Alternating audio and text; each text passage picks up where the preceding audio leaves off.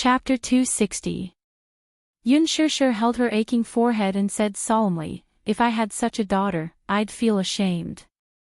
You play the role of a loving mother in front of everyone, but have you ever truly cared about me? Even if I'm your biological daughter, you don't seem to care much about me. Do you know that she's gambling outside?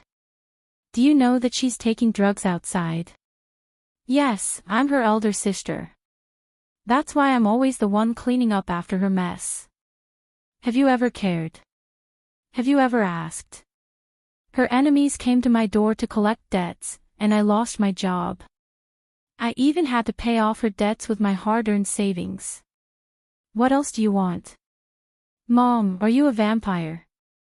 Will you only stop when you suck my blood dry?" Li Qin's face flushed red at her words. Mu Yaja was slightly startled.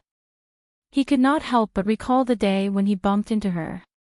She seemed to be carrying a box and looked as if she had been kicked out of the company. "So that's the reason. I advise you, instead of going around begging for help when something happens, it's better for you to educate your daughter properly before this happens. Today, she's disfigured, but what about tomorrow? Trouble comes from the mouth. Why do I have to bear the consequences for her every time something happens? Why should I?" After a pause, she continued, "I don't have time to waste with you. Yu is still waiting for me. If you stop me again, I won't go easy on you." With that, Yun Shishir turned around and was about to leave when she bumped into Yun Yeqing, who was standing at the same spot with the bill in his hand. "Dad." Yun Shishir was stunned. She did not know how long he had been standing outside the door and how much of her words he had heard. "Shishir, is this true?" he asked in a daze. "She's taking drugs and gambling outside. Did you pay off her debts on her behalf?" Yun Nut trembled in fear at the sight of Yun Yeqing. D****, Yun Shishir. Why did she reveal all these? Isn't she trying to get me killed? Dad, don't ask anymore. I don't want to talk about it. I've done a lot for this family, but they don't welcome me. If you don't welcome me, I'll just leave." Yun Shishir lowered her head and brushed past him. "I'm sorry. Yu is sick. I'm not in the mood to talk about this." "Is Yu sick?" Yun Yeqing was shocked. Just as he was about to chase after Mu Yaja to clarify the matter, he saw the latter turn around and glare at him coldly. His sharp gaze caused him to stop in his tracks, not daring to step forward. "Mr. Yun, I suggest that you clean up your household affairs first. If you don't deal with it, I don't mind intervening." The meaning behind his words was that if he were to make a move, then he would surely not let Li Qin and Yun Na have an easy time. After saying that, Mu Yaja followed behind Yun Shishir and disappeared around the corner of the corridor. Yun Yeqing walked into the ward in a daze. The moment he raised his head and saw Li Qin's uneasy face, his face darkened. "Hubby, Pa," what she got in return was a slap that turned into anger out of humiliation. Li Qin covered her face, dumbfounded. She did not expect him to slap her. In her momentary daze, he gave her another slap. This time, he used more force, causing her to fall backward and hit the cabinet. Blood flowed from her head. Yun Yeqing did not care that there were other people in the ward. His anger made him lose his rationality. "You disgrace. Don't you think things are messy enough? Are you a beggar? Are you asking for money from others? Why did I marry a wife like you? You're a disgrace to the Yun family." Yun Na was so frightened that she hid in the corner. Chapter 261. Yun Yeqing sat on the stool in a huff. He slammed the bedside table and glared at Yun Na. "Let her go. Isn't she shameless? What's the use of caring about her looks when she's already so embarrassed? Not only is she disfigured, she doesn't even want her face and dignity anymore. She can't live like this anymore." He paused for a moment before saying in a pained voice, "Li Qin, let's get a divorce." Take our daughter and leave. I can't afford to have a wife like you, nor can I afford to raise a daughter like you." There was an eerie silence in the ward. Everyone was stunned. Yun Na was so frightened that she covered her mouth with tears streaming down her face.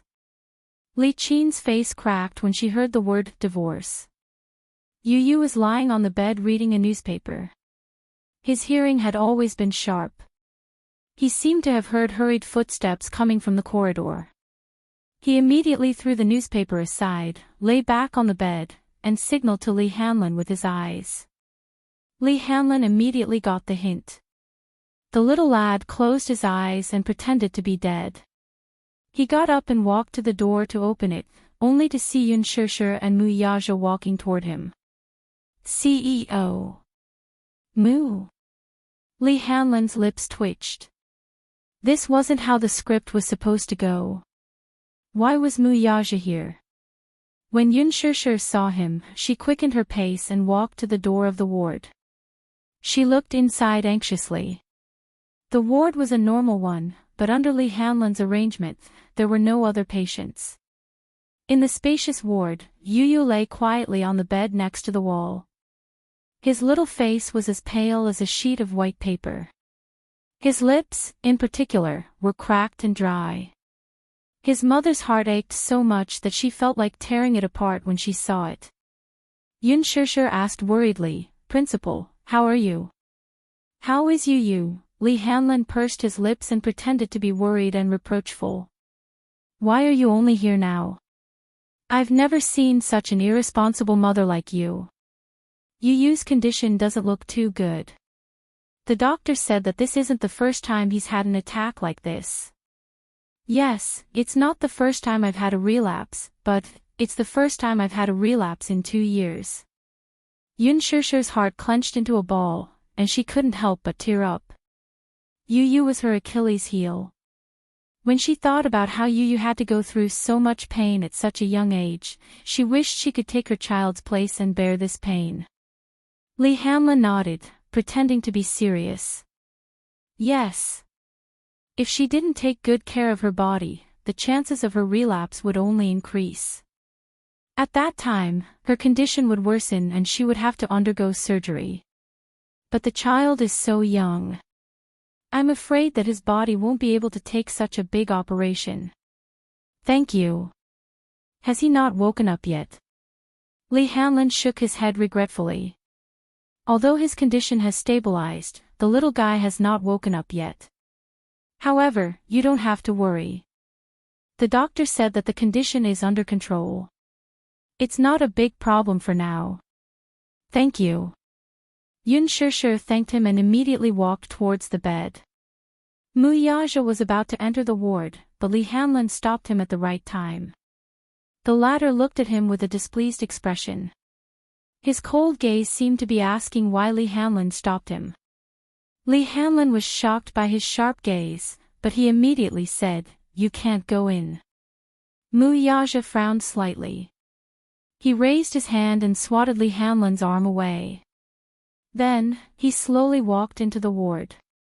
Li Hanlin, who was standing at the door, was obviously shocked. Chapter 262. Yun Shishir sat on the edge of the bed anxiously. She looked at little Munchkin's pale face and gritted her teeth. Her heart felt like it was being stabbed by a knife. She reached out and caressed Yu Yu's face, but all she felt was coldness. Yun Shishir frowned, her heart throbbing in pain. It was so cold, as if there was no warmth at all. Tears flowed out of her eyes uncontrollably. Her heart ached so much that she couldn't control herself. "Yu Yu." She called out his nickname softly, but her voice was as soft as a mosquito, for fear of waking him up. Mu Yaja stood behind Yun Shishir and looked at little Munchkin on the bed. His heart felt strangely suffocated at that moment. What kind of emotions would a man feel when he saw his biological son whom he had lost contact with for a full 6 years? He only felt that something was constantly surging in his heart. This kind of feeling was unfamiliar and warm, and it was difficult to describe with any words. It wasn't the first time he had realized that he was a father. Back then, when this woman gave birth to Xiao Yichen for him, he, who had always been calm, actually made mistakes in the board meeting. After the meeting, he rushed to the Mu family's private hospital and took the infant from the nurse. It was so small, with a small head, a wrinkled face, and a pair of eyes that were tightly squinted. It was difficult for the infant's two small hands to hold his index finger. When he held the child in his arms, the crying child stopped crying in an instant. He waved his arms and hugged his hand. Then, he sucked on his finger out of instinct and started sucking on it. Mu Yaja was tickled by the child's interesting reaction, and his eyes were filled with joy. At that moment, he thought that he was dreaming. He was a father. He didn't have a happy marriage, he didn't have a beloved wife. He didn't even have the experience of waiting outside the delivery room anxiously like other men. It was as if a Xiao Bao had fallen from the sky. He had become a father, and he had a son. At that time, he swore to give this child a warm family. Even if this family didn't have a mother, he would be a good father. Mu Yaja's concept of a father was still that of his own father. But now that he had become a father, he felt somewhat at a loss, helpless, and complicated. It was his first time holding a child. He stared at Xiao Yichen for a long time, as if trying to find traces of himself on the child's face. But the child was still so young and his face was wrinkled. Only when he was 1 month old could he vaguely see that the child's lips were very similar to his, thin and well-defined. When little Yichen was a year old, even Grandpa Mu happily said that the child resembled him by 70 to 80%. Logically speaking, a son should be more like his mother, while a daughter should be more like her father. However, Xiao Yichen was extremely similar to him. It wouldn't be an exaggeration to say that he was a carbon copy of him. Now, as he stood in the ward and looked at Yu, who was lying on the bed, his heart was filled with complex emotions. Compared to 6 years ago, when he carefully carried a crying little Yichen in his arms, his feelings were even more complicated. When the pregnancy report came out that Yun Shishir was pregnant with identical twins, Grandpa Mu was very happy. However, the baby was born prematurely in August. He found out that his younger brother was not breathing when he was born and had died prematurely. He didn't even see the child with his own eyes, but he knew that the hospital had already taken care of the child's funeral. He was afraid that Grandpa Mu would be reminded of the past, so he didn't pursue the matter further. Chapter 263. Before he had met this child, especially when this child, whom he had never met before, had asked him to stay away from his mommy through the phone, he had only found it amusing and amusing. How capable could a child be? He had coldly warned him not to bully his mommy again, or else he would be irreconcilable with him. At that time, he had only admired this child. He was arrogant, courageous, and had inherited his bloodline of decisiveness. Even his tone was 100% similar to his. However, when he saw this child with his own eyes, his heart ached. This child and Xiao Yichen were twins. He could not help but sigh at the divine and miraculous nature of the Creator. Unlike other twins, this child's facial features and face were exactly the same. If the two of them wore the same clothes and stood next to each other without any expression, he would not even be able to tell who was who. However, upon closer inspection, there were some subtle differences. Xiao Yichen's eyes were more like his. They were deep and ethereal, with long and narrow eyes. His eyelashes were thick like the feathers of a phoenix, and his nose bridge was high and straight. The tip of his nose was upturned, forming an arrogant arc. However, the casual gentleness between his eyebrows reminded him of Yun Shishir. His small mouth, the outline of his face, and the color of his lips were like hers. Yu's eyes, on the other hand, were a little more like hers. The black and white were distinct. His jet-black pupils were watery, as if they were hiding a beautiful starry night. They were like pitch-black and translucent agate stones. His nose bridge was high and straight like his, while his lips were pink and tender, moist, and glossy like hers. Xiao Yichen had always been well developed, and his height had shot up very quickly. Although he was only 6 years old, when he stood next to him, he was as tall as his waist.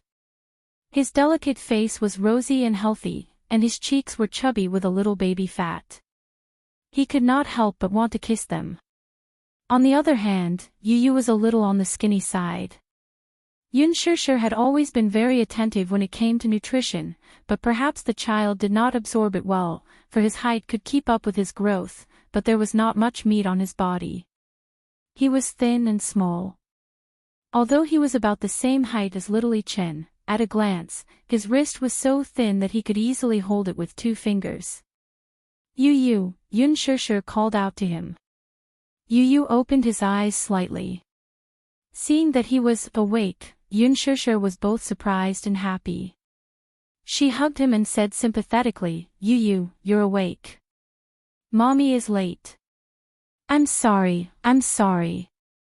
Yu Yu's delicate little face cringed slightly, and he pouted.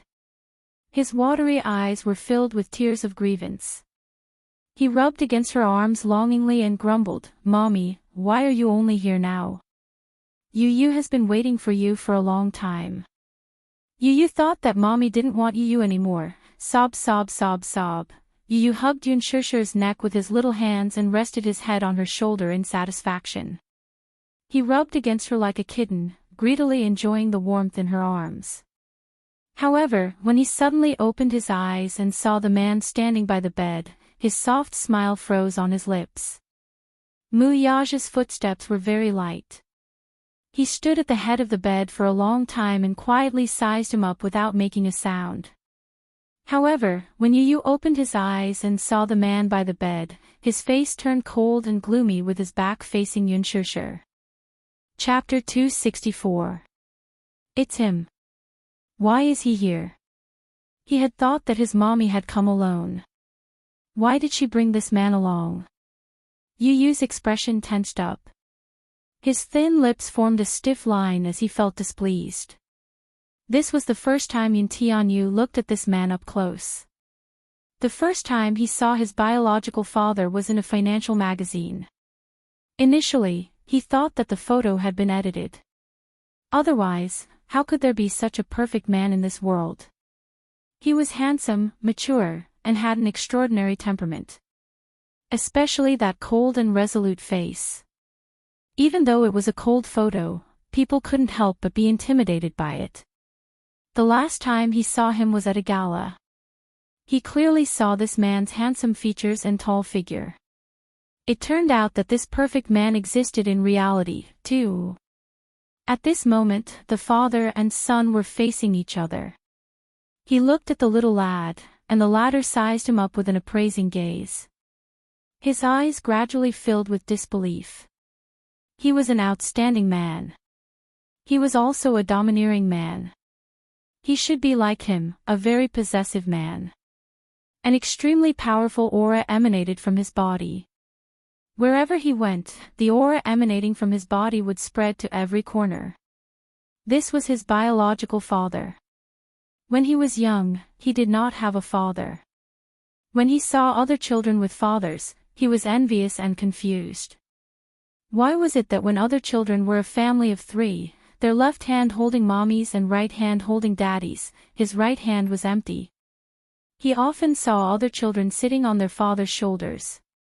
Every time he saw this scene, he was envious. His father was such a tall figure. It was as if, with him by his side, he had nothing to fear in this world. If there was a man of indomitable spirit in the family, he and mommy would not be looked down upon by others, much less be bullied, right? However, as he grew older, he began to resent his father's image. Why did daddy not want him and mommy anymore? He had asked his mommy a few times, but she had always evaded the question and had never given him a proper answer. Gradually, he became indifferent to the concept of a father. If there was no man, he would become a man. He would protect his mommy at all costs and by hook or by crook. Perhaps, in Li Hanlan's eyes, Yun Tianyo's maturity was not something an ordinary child could compare to. What he did not know was that Yu Yu was only arming himself with his weak side and carefully hiding it. In front of Yun Shishir, he was a sensible, well-behaved, and extremely obedient boy. In front of Li Hanlan, he was black-bellied, steady, and extraordinarily charismatic. He did not need a father. He did not want to share his mommy's love with anyone else. At this thought, Yu Yu's little hands hugged his mommy's shoulders. This man was really taking over his mommy's life step by step. He couldn't just sit back and watch. "Mommy, why haven't you come home for 2 days? There's only Yu Yu at home. Yu Yu is so scared." Yun Tianyu rested his small face on his mother's shoulder. His small lips opened and closed as he cried out in a trembling voice. His childish voice was hoarse and choked with sobs, making anyone who heard it feel heartache. Chapter 265. Yun Shishir was hugging Yun Tianyu, so she could not see the expression on his face. However, when she heard the little lad's tearful complaints, her heart broke. Sorry. Yu Yu, Mommy is wrong. Mommy won't leave Yu Yu alone at home anymore. It's Mommy's fault this time. Yu Yu, you can punish Mommy however you want. Mu Yaja stood by the bed with furrowed brows.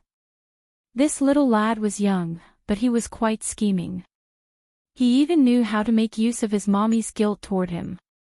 Although he spoke coquettishly, he glared at him coldly. He could not help but marvel at his superb acting skills. Yun Tianyu raised a brow and threw a cold glance at Mu Yaja. He then softly said to Yun Shishir, "Stupid Mommy, how can you bear to punish Mommy?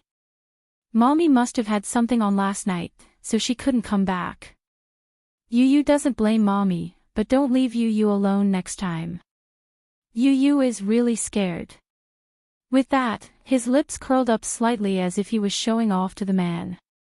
He then coquettishly said, "Mommy, if I must punish you, then I'll punish you by making you accompany Yu Yu to bed every night and telling Yu Yu stories." "Okay. Pinky promise, you can't go back on your words." Yu Yu stretched out his pinky and hooked it. Yun Shishir gently wiped away the heartache in her eyes and hooked her pinky with his. "Pinky promise." Yu Yu's eyes curved gently. He rested his forehead on Yun Shishir's and rubbed it coquettishly. He pouted and said, "Mommy, Yu Yu forgives you. Yu Yu, good boy." Yun Tianyu suddenly looked at Mu Yaja and pretended to be surprised. Mommy, who is this uncle?" Yun Shishir's expression turned awkward. He didn't know that Yu Yu already knew his identity. Now that little munchkin mentioned it, he didn't know what to do.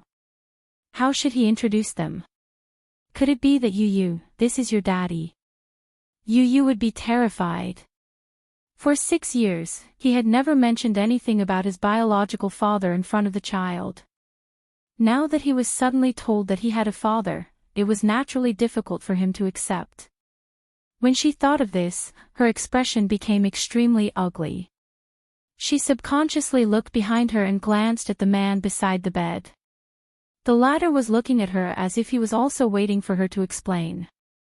She sucked in a deep breath of cold air and could not help pursing her lips in distress. She really didn't know how to introduce him. Usually, her life was split between work and home, so she didn't have many friends. She had met a few of her friends, colleagues, and Yu Yu. Although the child was young, he was very meticulous. While she was hesitating, Li Hanlan suddenly coughed lightly and secretly signaled Yu Yu with his eyes. Mu Yaja turned to look at him. He immediately retracted his gaze and looked down. At the side, Yun Shishir suddenly reacted and explained with a smile, "Yu Yu, this is Mommy's university professor. His surname is Mu, and he took good care of Mommy when we were in school." She rarely lied, so she felt a little guilty. After Yun Shishir introduced him, she secretly looked at the man's expression. Mu Yaja still had a gentle smile on his face. He didn't deny it, nor did he reveal any other emotions. However, when he looked at her from the corner of his eyes, there was a hidden meaning in them that she couldn't fathom. Lee Hanlon snickered at the side. Chapter 266. Yun Tianyo's expression did not reveal any surprise, but his eyebrows twitched subtly. Lee Hanlon snickered at the side. This mother-son pair was really something.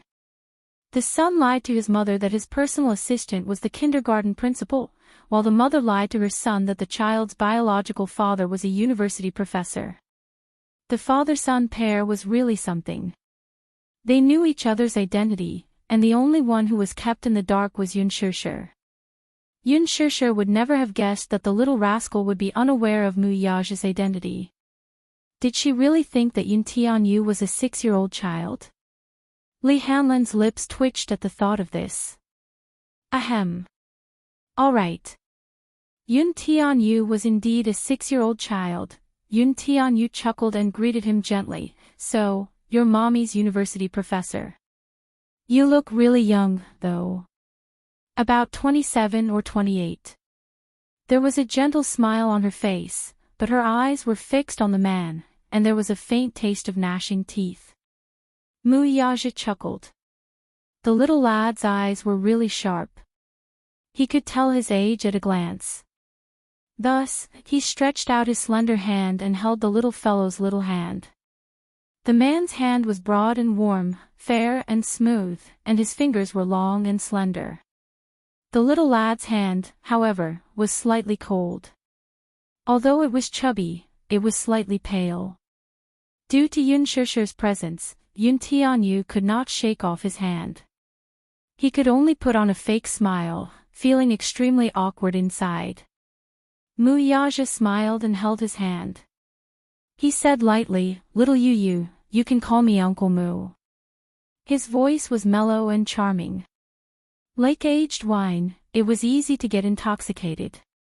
Yun Shishir was a little surprised. She did not expect this man to go along with her lie. His expression was so natural, as if he were really her university professor.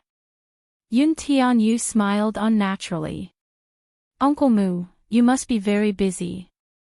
Thank you so much for coming to see me so late. Mommy was taken care of by you in university. I must have caused you a lot of trouble, right? Mu Yaja raised his eyes and looked deeply at Yun Shishir. He chuckled and said, "No. Your mommy is usually very obedient." For some reason, when he said this, there was a deeper meaning behind it. Yun Shishir turned her face away unnaturally, and the corners of her lips were a little stiff. Just as they were exchanging pleasantries, someone knocked on the door respectfully. Shortly after, a man in a suit led a few of Yun Tianyo's attending doctors in. Yun Shishir was a little surprised. She recognized this man. This man in a suit was the director of this hospital, Meng Qingyang. But why was he here? While he was in doubt, he saw Meng Qingyang walk to Mu Yaja's side with a respectful and warm smile. He had just received news that the young master of the Mu family, the young CEO of the Mu group, had appeared in his hospital. He had rushed over immediately. Although he did not know why he was suddenly here, this was a big deal. One must know that even if the sky were to collapse, this distinguished person must not be neglected. Of course, he must be treated well. One must know that in the future, he still had to rely on this big shot. Chapter 267. Meng Qingyang was dumbfounded by his words. Student. Father. Meng Qingyang glanced at Yun Shishir, who was standing at the side with a stupefied expression. He pondered for a moment, and although he did not quite understand what was going on, he knew how to judge the situation. Thus, he cooperated and said, "Hello, Mr. Mu." As he spoke, he sized up the beautiful woman standing at the side. For a moment, he could not figure out her identity. She looked quite obedient. Judging from her attire, she did not look like a student, but her appearance was still young and her face was unbelievably beautiful. As he thought of this, he hummed politely in agreement with his remark. Is this Mr. Mu's student? One look and I can tell that she's a talented woman. Yun Shishir exchanged pleasantries with an embarrassed look on her face. The corner of Lee Hanlon's mouth twitched. Everyone in the room, be it old or young, male or female, was acting. Were they all good at acting? Mu Yaja surveyed the ward. Narrowing his eyes, he slowly said, "This ward seems a little shabby. It's not suitable for the patient to recuperate." As soon as his cold voice fell, Meng Qingyang broke out in a cold sweat. He smiled apologetically and nodded his head repeatedly. He then turned to reprimand the attending doctor. Indeed, this ward was too shabby, but it could not be helped. Lee Hanlon originally wanted to arrange a VIP ward for Yun Tianyu, but the latter was worried that his mother would be suspicious, so he arranged for the most ordinary ward. Thus, Lee Hanlon paid for the ordinary ward. Meng Qingyang broke out in a cold sweat, and so did the attending doctor beside him. Before this, how could he have expected that the patient in this ward would be related to such a big shot? If he had known earlier, not to mention the ICU ward, even the only VIP ward in the inpatient department would be vacated for him. Yes, I'll change this child's ward to the VIP ward right away. Yun Shishir stared at them with her mouth agape. In her memory, this attending doctor was quite unreasonable and treated people coldly. In short, she did not have a good impression of him. However, when they saw the hospital director and several attending doctors beside him, who were usually serious in speech and manner, bowing in front of Mu Yaja, they could not help but secretly click their tongues. After exchanging some pleasantries, Meng Qingyang walked out of the ward. Meng Qingyang's eyebrows relaxed and his face relaxed. He secretly heaved a sigh of relief. After walking a little further, he turned around and asked Zhao Rui behind him, "Zhao Rui, let me ask you, who is the patient in that ward?" Background. Zhao Rui was confused. Nothing special. He's just an ordinary patient. Take special care of him in the future. Vacate that intensive care unit and let him stay there. Send me the best specialist and nutritionist. There can't be the slightest bit of negligence. Then, he instructed meticulously, if the patient has any requests, as long as they are not too demanding, try your best to satisfy them. Why? Zhao Rui was puzzled. Meng Qingyang asked, "Do you know who the man sitting by the bed in the ward is?" Zhao Rui shook his head in confusion. Ha! Anyway, he has a big background. Not to mention you, even I have to look at his face for a living. Chapter 268. Just thinking about it scared him. Anyway, Meng Qingyang left with a peace of mind after giving him detailed instructions. Zhao Rui did not know the inside story, but as a doctor, his duty was to take care of people's problems. This was his job, so he would not neglect it. After sitting in the ward for a while, Yu suddenly looked up at Yun Shishir and said coquettishly, "Mommy, Yu is hungry."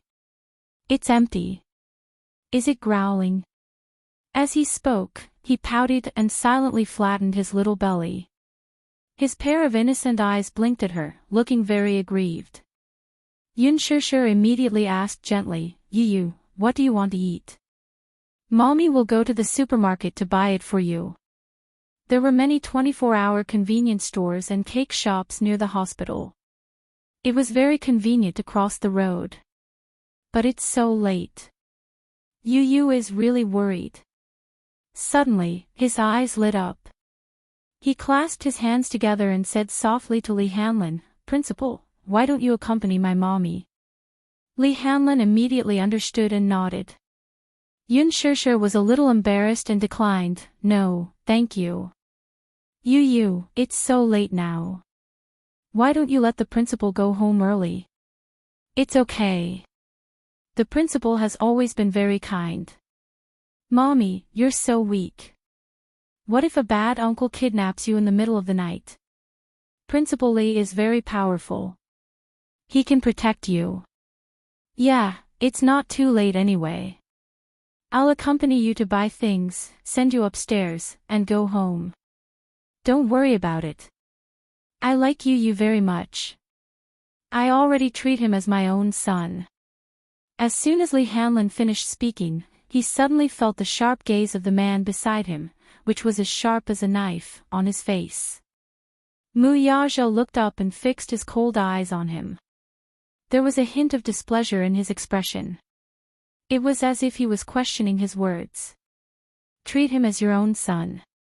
If looks could kill, he would have been cut into pieces. Lee Hanlon took out a handkerchief and wiped off the cold sweat on his forehead. This father and son were so alike.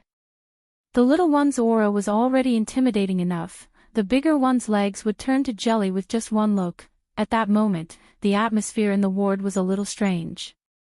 Mu Yazhou, Little Munchkin, and Lee Hanlon exchanged glances. Yun Shishir did not notice anything unusual about the three of them. She only thanked Lee Hanlon gratefully. Thank you, Principal. I still don't know how to thank you for this matter. It's so late, let me treat you to a cup of coffee. The two of them were about to leave, but before they could step out of the ward, she felt a tug on her arm and was pulled back. Mu Yazhou had one hand in his belt. He leaned over slightly and whispered in her ear, "Come back soon, okay?" I don't like you being with other men," Mu Yazhou breathed into her ear with a devilish smile, but there was a hint of warning in his eyes. Yun Shishir's face turned red from his domineering and ambiguous words. She glared at him with her clear eyes, wanting to say something. Who are you to control me? Isn't it my freedom to be with whoever I want? Little mouth, you're quite fierce, huh? Mu Yazhou was displeased. He gently bit her lip, not caring that they were in front of Lee Hanlon. Lee Hanlon stood at the side, not knowing where to look. Chapter 269. Fooling around. How is this fooling around? Yun Shishir lowered her voice. Don't be naughty in front of the child. Mu Yazhou's lips curled into a devilish smile, but he did not heed her advice. As if deliberately going against her, he kissed her on the lips again. Lee Hanlon was caught off guard by the public display of affection. He didn't even have a chance to dodge. His mouth was stuffed with a bulging bag of dog food. He only felt that he was so redundant standing there and couldn't wait to escape. Yun Tianyu, who was sitting on the bed, was stunned by the man's abrupt action. From his angle, he couldn't see what the man was doing. He could only see that he was lowering his body, and his well-proportioned body almost blocked his line of sight. He could only vaguely see that his mommy's face was flushed with an ambiguous blush. At that moment, something seemed to explode in his head. He angrily grabbed the pillow and punched it. Still, he could not help but ask with a fake smile, "Mommy, what are you and Uncle Mu doing?" Yun Shishir awkwardly pushed Mu Yazhou away at once. The man's face did not show any signs of unnaturalness. He raised a finger and slowly said, "Shoo. I'm whispering to your mommy." The devilish smile on his face was obviously a blatant provocation to him. Yun Tianyu's lips curled into a smile, but the expression in his eyes had long been distorted beyond recognition. The corner of the blanket in his hand was also crumpled into a ball from his ravaging. Yun Shishir, who was standing at the side, felt even more awkward. Whispering. This man is really... Yun Shishir suppressed her anger and smilingly said to her son, "Mommy will go buy bread for you now. You must be good and not run around in bed."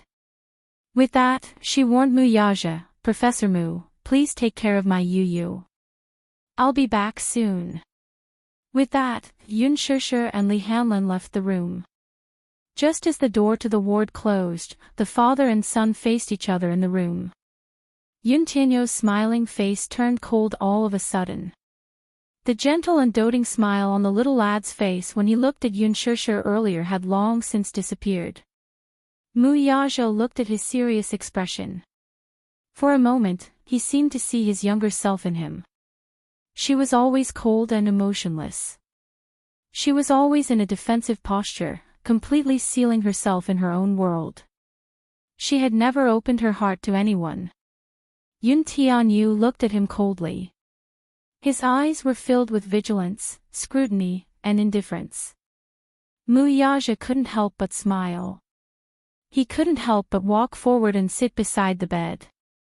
Facing him sideways, he slowly reached out his hand and gently stroked his cold cheek. Yun Tianyu's face froze as his body stiffened. Almost subconsciously, he raised his hand and slapped the man's hand away. "Don't touch me." His words were cold and emotionless. There was only indifference. Thinking of his provocative behavior in front of him, he was filled with displeasure. Mu Yaja raised a brow in surprise. This little bun seemed to be full of hostility toward him. When Yun Shishir was around, he could still put on a smile to deal with him. When Yun Shishir was not around, the little bun could not even be bothered to put on a pretense in front of him. He suddenly felt that this little bun had inherited some aspects from his mommy. Chapter 270. He raised his eyes and stared coldly at Mu Yaja. Expressionlessly, he flipped the blanket aside and got off the bed. He slowly walked to the window, leaned against the wall, and crossed his arms. "Why are you here? Shouldn't you be at home accompanying your fiancé at this time? You're always pestering my mommy, it's so annoying." The moment he opened his mouth, the first word was full of thorns. It pierced through him so coldly that it was painful. Mu Yaja was not at all surprised by his indifferent and cold tone. This child was too sensitive.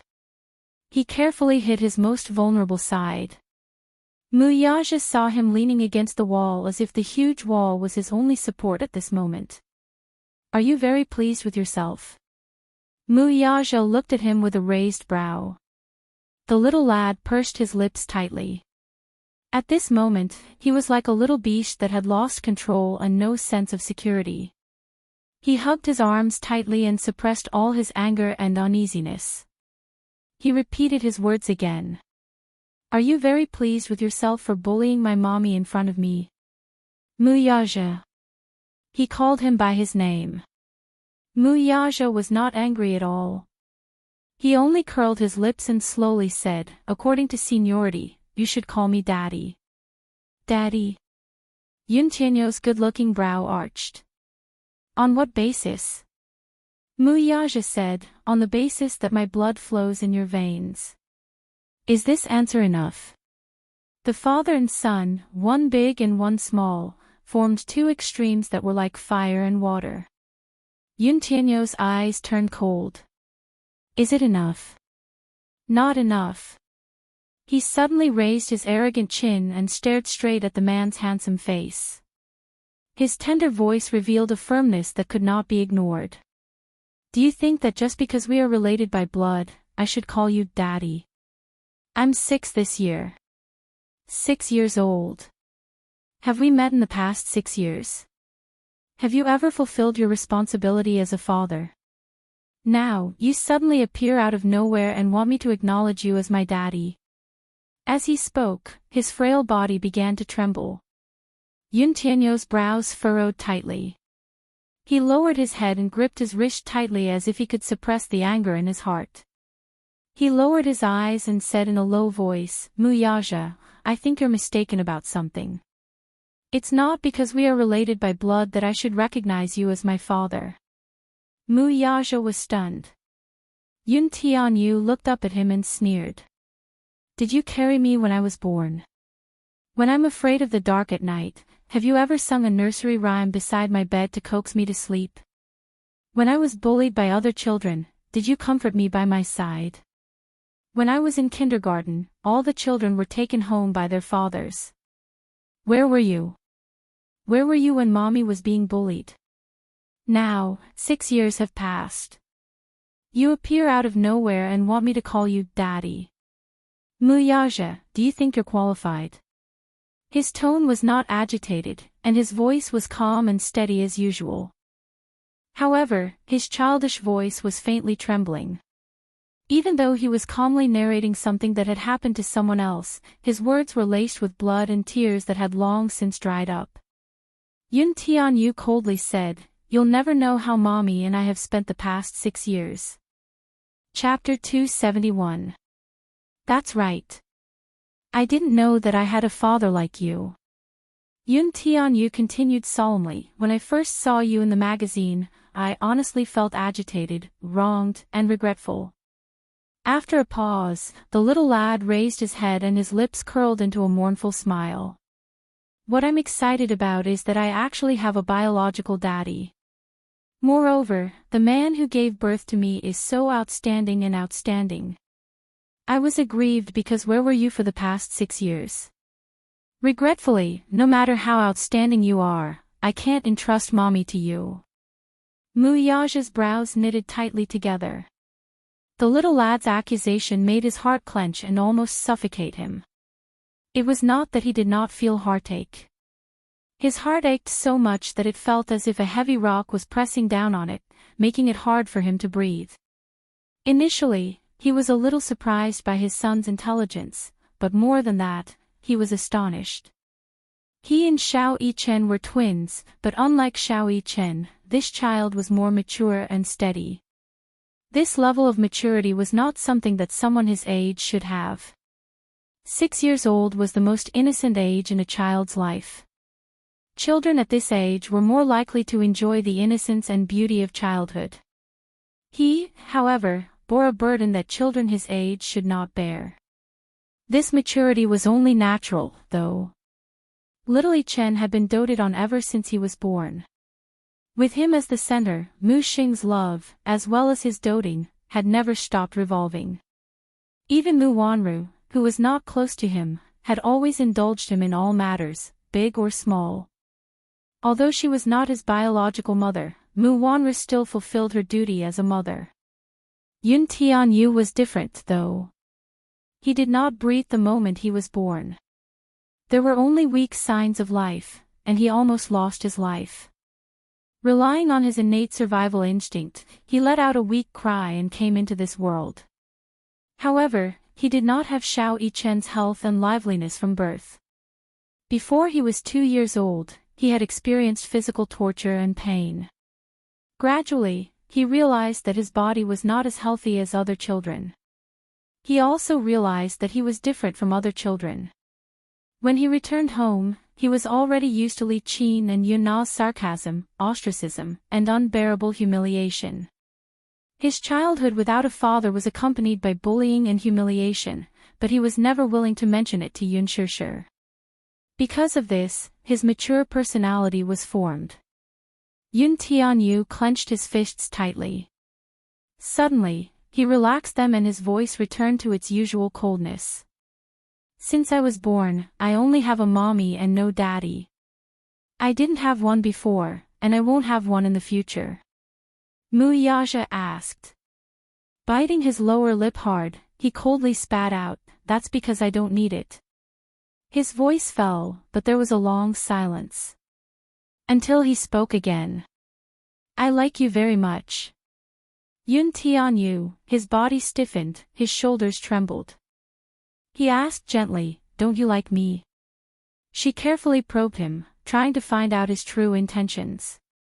Yun suddenly, "Yun st I like you a lot." These 5 words seemed to have some irresistible magic.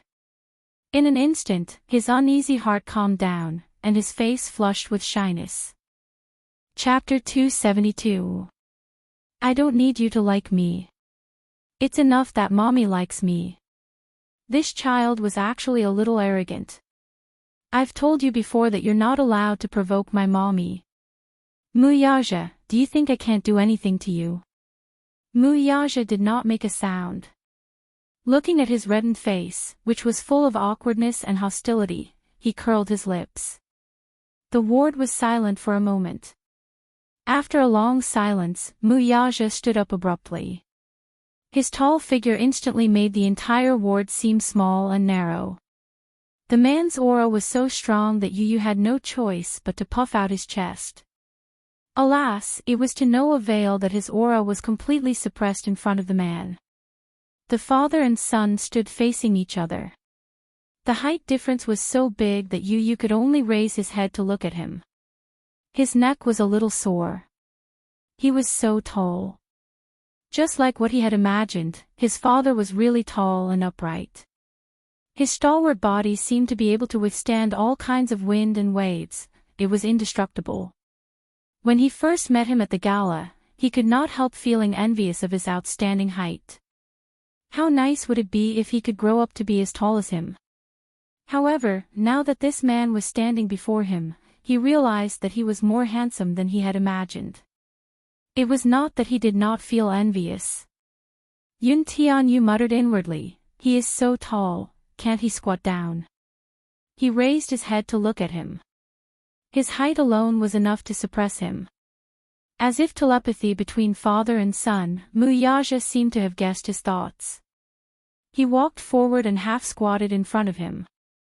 Yun Tianyu was startled. This man was friendlier than he had imagined, Yun Tianyu. Mu Yaja calmly gazed at his face. His large palm gently caressed his cheek. This time, for the first time, Yun Tianyu did not resist his touch. Or perhaps, when he gently called his name, the man's deep and mellow voice was tinged with tenderness. It was exceptionally pleasant to the ears. He sized up the man. The man was also sizing up the stubborn little munchkin in front of him. However, the boy did not notice that the man's fingertips were trembling slightly as they caressed his cheek. Little Munchkin's handsome and adorable face, his skin was soft and supple, and his pair of dark and watery eyes seemed to be hiding the beautiful moonlight. 6 years ago, he had thought that the child had unfortunately died. However, when the child stood in front of him in perfect condition, the man who had always been calm and steady lost control. Do you know who I am? I know. Yun Tianyu, too, calmly looked into Mu Yaja's eyes and slowly said, Dishing Financial Group CEO, Mu Yaja. You're so smart. Mu Yaja gently pinched his son's cheeks, his eyes full of undisguised affection. Humph. That's nonsense. Yun Tianyu retorted bluntly. Mu Yaja said, You're a little different from what I imagined. Oh. What's the difference? Yu was a little curious. The man frowned slightly and casually said, You're a little devil and a mommy's boy. Yun Tianyu raised a brow unhappily. I'm a mommy's boy. What's wrong with that? Is there anything wrong with being a mommy's boy? If a son doesn't dote on his mommy, who will? Can you count on other men? He seemed to be hinting at something by other men.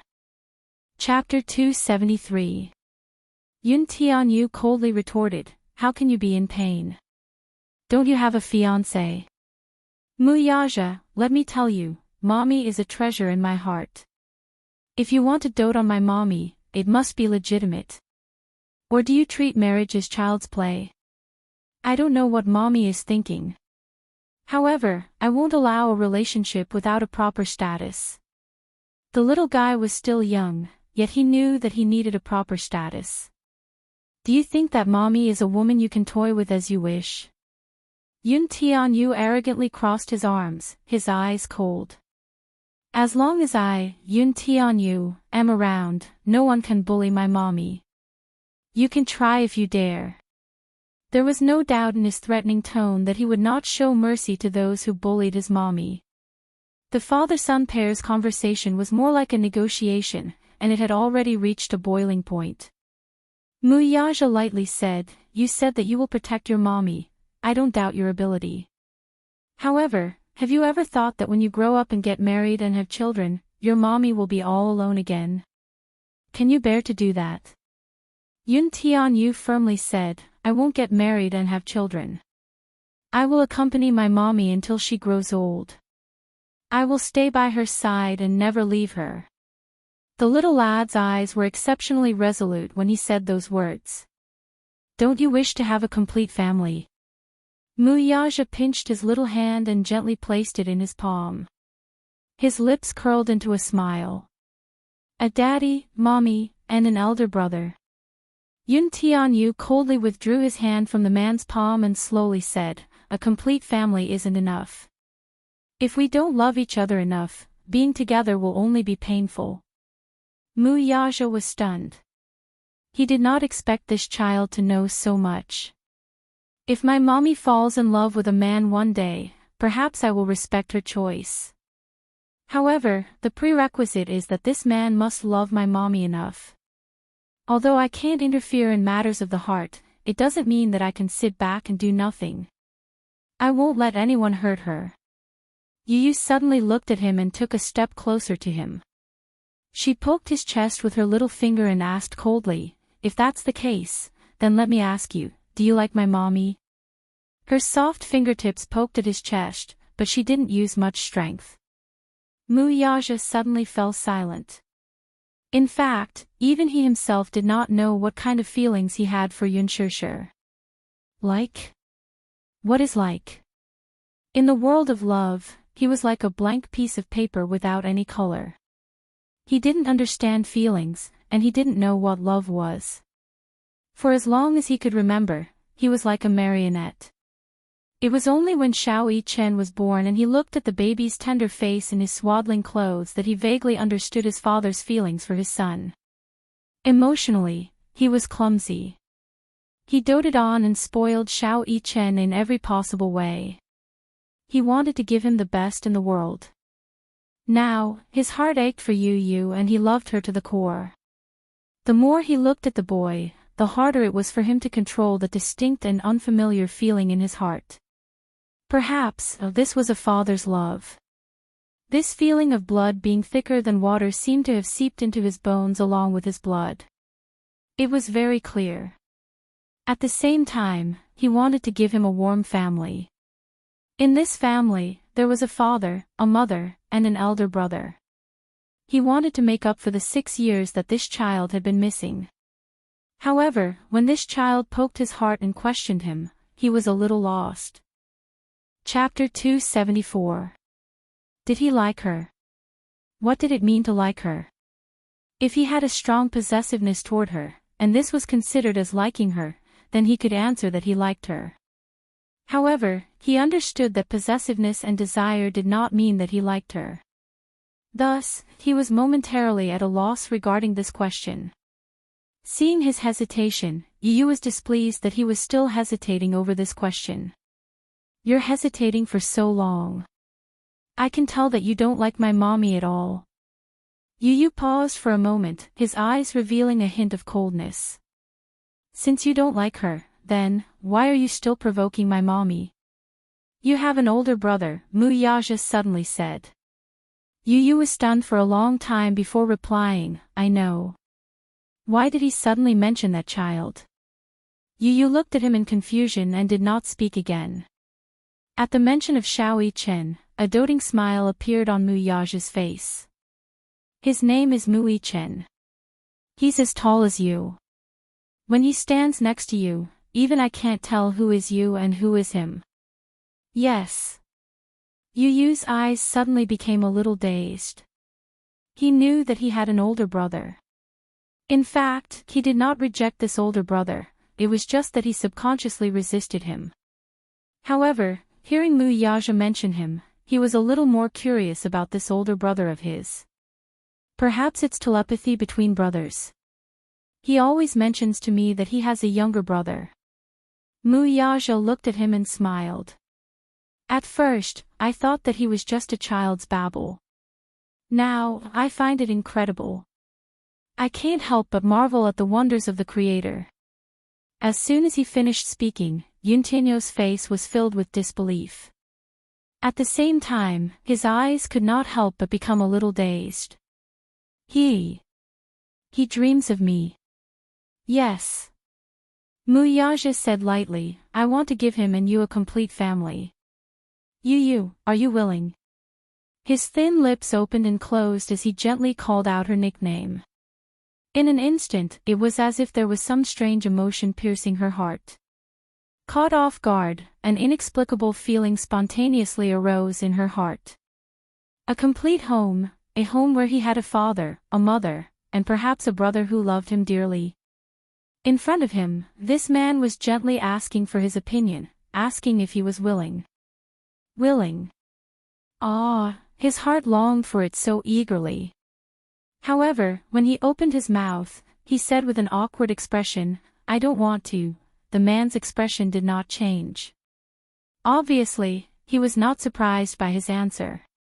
Not to mention letting a 6-year-old child accept his identity as a father, even for himself, it took a lot of effort to digest the unexpected news that he had a 6-year-old son. Moreover, the child in front of him was extraordinarily intelligent and had his own opinions. From the conversation, the child's every word was to protect his mother. He did not give him a way out and pressed him step by step in order to test his feelings. Standing in front of him, he did not have the slightest bit of stage fright or fear of strangers. He was calm and decisive. When it came to his mother's happiness, there was no room for subtlety. His thoughts were also very clear between the lines, and his negotiation methods were also exactly the same as his. With just a few words, one could tell that he was a capable person despite his young age. From that sentence, "Muyaja, let me tell you, mommy is a treasure in my heart. If you want to dote on my mommy, it must be justified." To the child, the most important condition for his happiness was his mommy's happiness. Chapter 275. Yu said coldly, "It's not enough that you like me. My mommy has to like you as well." Muyaja's eyebrows twitched. He was a little impressed by this child's domineering and arrogant attitude. As expected of his son, his every movement was filled with the demeanor of an imperial lord. Yu suddenly smiled. The elegant curve of his lips made him look like a polite little gentleman. "Muyaja, you better be clear about one thing. Maybe in your mind, your love is a great gift to other women. But to my mommy, this is just the basics of true love. My mommy is beautiful, gentle, and considerate. Moreover, she has me, her son, to dote on her. If you want to be with my mommy, both of you must like each other. Do you understand?" "Ha! So you're saying that I still have a chance?" Muyaja asked. Yu glanced at him from the corner of his eyes and snorted. "Yes, it depends on your performance." "Then now." Muyaja suddenly opened his palms and looked at his delicate and beautiful face gently. He asked softly, "Can I hug you?" His gentle and mellow male voice was filled with the love of a loving father. Yu's heart suddenly stopped. His watery eyes widened slightly and his heartbeat slowed down. Thump, thump. Seeing that he was hesitating, Muyaja nodded and waited for his response. "Hug." Yu hesitantly stuck out the tip of his small tongue and moistened his dry lips. He looked at Muyaja's broad and warm chest with a faint desire in his eyes. No child could resist their father's warm hug. Little Yu was the same. His eyes suddenly felt a little sour and astringent. In his heart, he was a little excited and yearning. When he was young, after kindergarten, he would see children his age running into their father's arms and being hugged by those strong arms. Those images always hurt his eyes. Mommy's hug was soft, but mommy was too weak. When she hugged him, it was always a little uncomfortable. If he could be hugged by daddy, it would be very blissful. Strong arms, warm chest, and strong heartbeat. Sitting on his shoulders, he felt as if he could touch the sky if he reached out. That feeling must be very blissful, right? With a little yearning, Yu could not help but reach out his hand. It was as if his entire body was enchanted with some kind of irresistible magic, and he yearned for his chest. Muyaja's eyes were warm as he held on to his little hand. Yu was Yu's hands. His hands were small hands. Hands should be soft and tender. Although her small hands were small, her 5 fingers were slender and smooth. Her fingernails were clean, and her joints were distinct. They were very beautiful, just like his hands. They were soft in his hands. With a gentle squeeze, he easily wrapped his hands in his palms. Muyaja realized that he liked this son of his very much. He was smart, sensible, considerate, and overly mature. One could not help but feel tender affection for him. Yu Yu suddenly shrank back. His expression was a little awkward. Looking at him, his cheeks were red and a little hot. As if he was afraid that the man would misunderstand, he immediately emphasized his position. I'm letting you hug me because of mommy. Muyaja paused for a moment and smiled.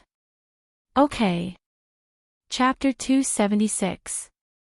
But even if I let you hug me, it doesn't mean that I approve of you. It still depends on your performance. Although little Munchkin said no, his face was getting redder and redder. He was obviously a little shy.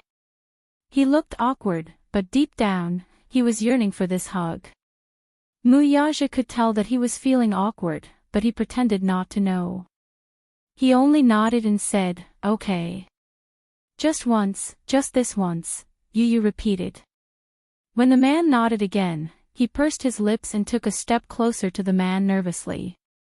One step at a time, and then another, until Muyaja's muscular arms reached under his armpits and hugged him firmly into his embrace.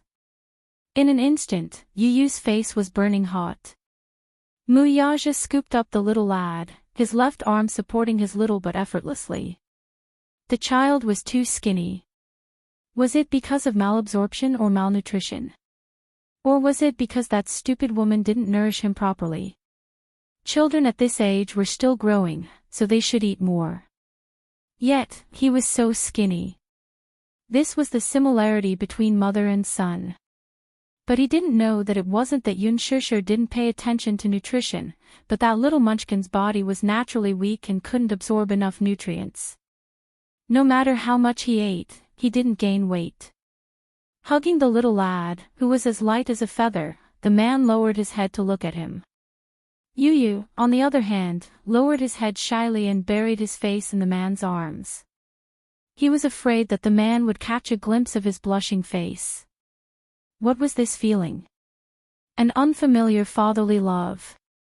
It was the fatherly love he used to yearn for. His strong arms seemed to be able to hold up the sky. His warm chest seemed to be able to melt the coldest snow in winter. Yu Yu carefully placed his head on his chest. What responded to him was a strong heartbeat. The tip of his nose suddenly felt sour, and a faint blush appeared on it. Unknowingly, his thick eyelashes had become wet. So warm, thump, thump, thump, it was like the sound of a drum. Somehow, listening to the strong heartbeat, he felt an inexplicable sense of security. Unknowingly, he fell asleep just like that. When Yunshishir returned with the bread and milk, little Munchkin was already fast asleep in Muyaja's arms. When he opened the door, this was the scene that greeted him. She saw Muyaja sitting on the edge of the bed with little Munchkin in his arms. Under the dim light, little Munchkin's face was rosy and his long eyelashes covered his eyes as he slept soundly. Li Hanlin, who was following behind him, also stopped in his tracks. He was afraid that he would wake up the little prince from his sleep. Muyaja heard the sound of footsteps and looked up to see that she had returned. He put a finger to his lips, indicating that she should be careful. Yunshishir understood and turned to Li Hanlin with an apologetic smile. Principal, thank you. Yu Yu is asleep. It's late now. You should go back. You're welcome. Li Hanlin smiled and could not help taking another look at Yun Tianyu, who was sleeping soundly in the man's arms. Oh, this little bun is cuter when he's asleep. He's more like a docile 6-year-old child. Sigh. Li Hanlin sighed and said to Yunshishir, I won't stay any longer. I'll take my leave first. See you next time. Okay. Goodbye, Principal. She closed the door and the ward regained its silence. Chapter 277. Yunshishir placed the items on the bedside table and sat down beside him. For a moment, both of them were silent.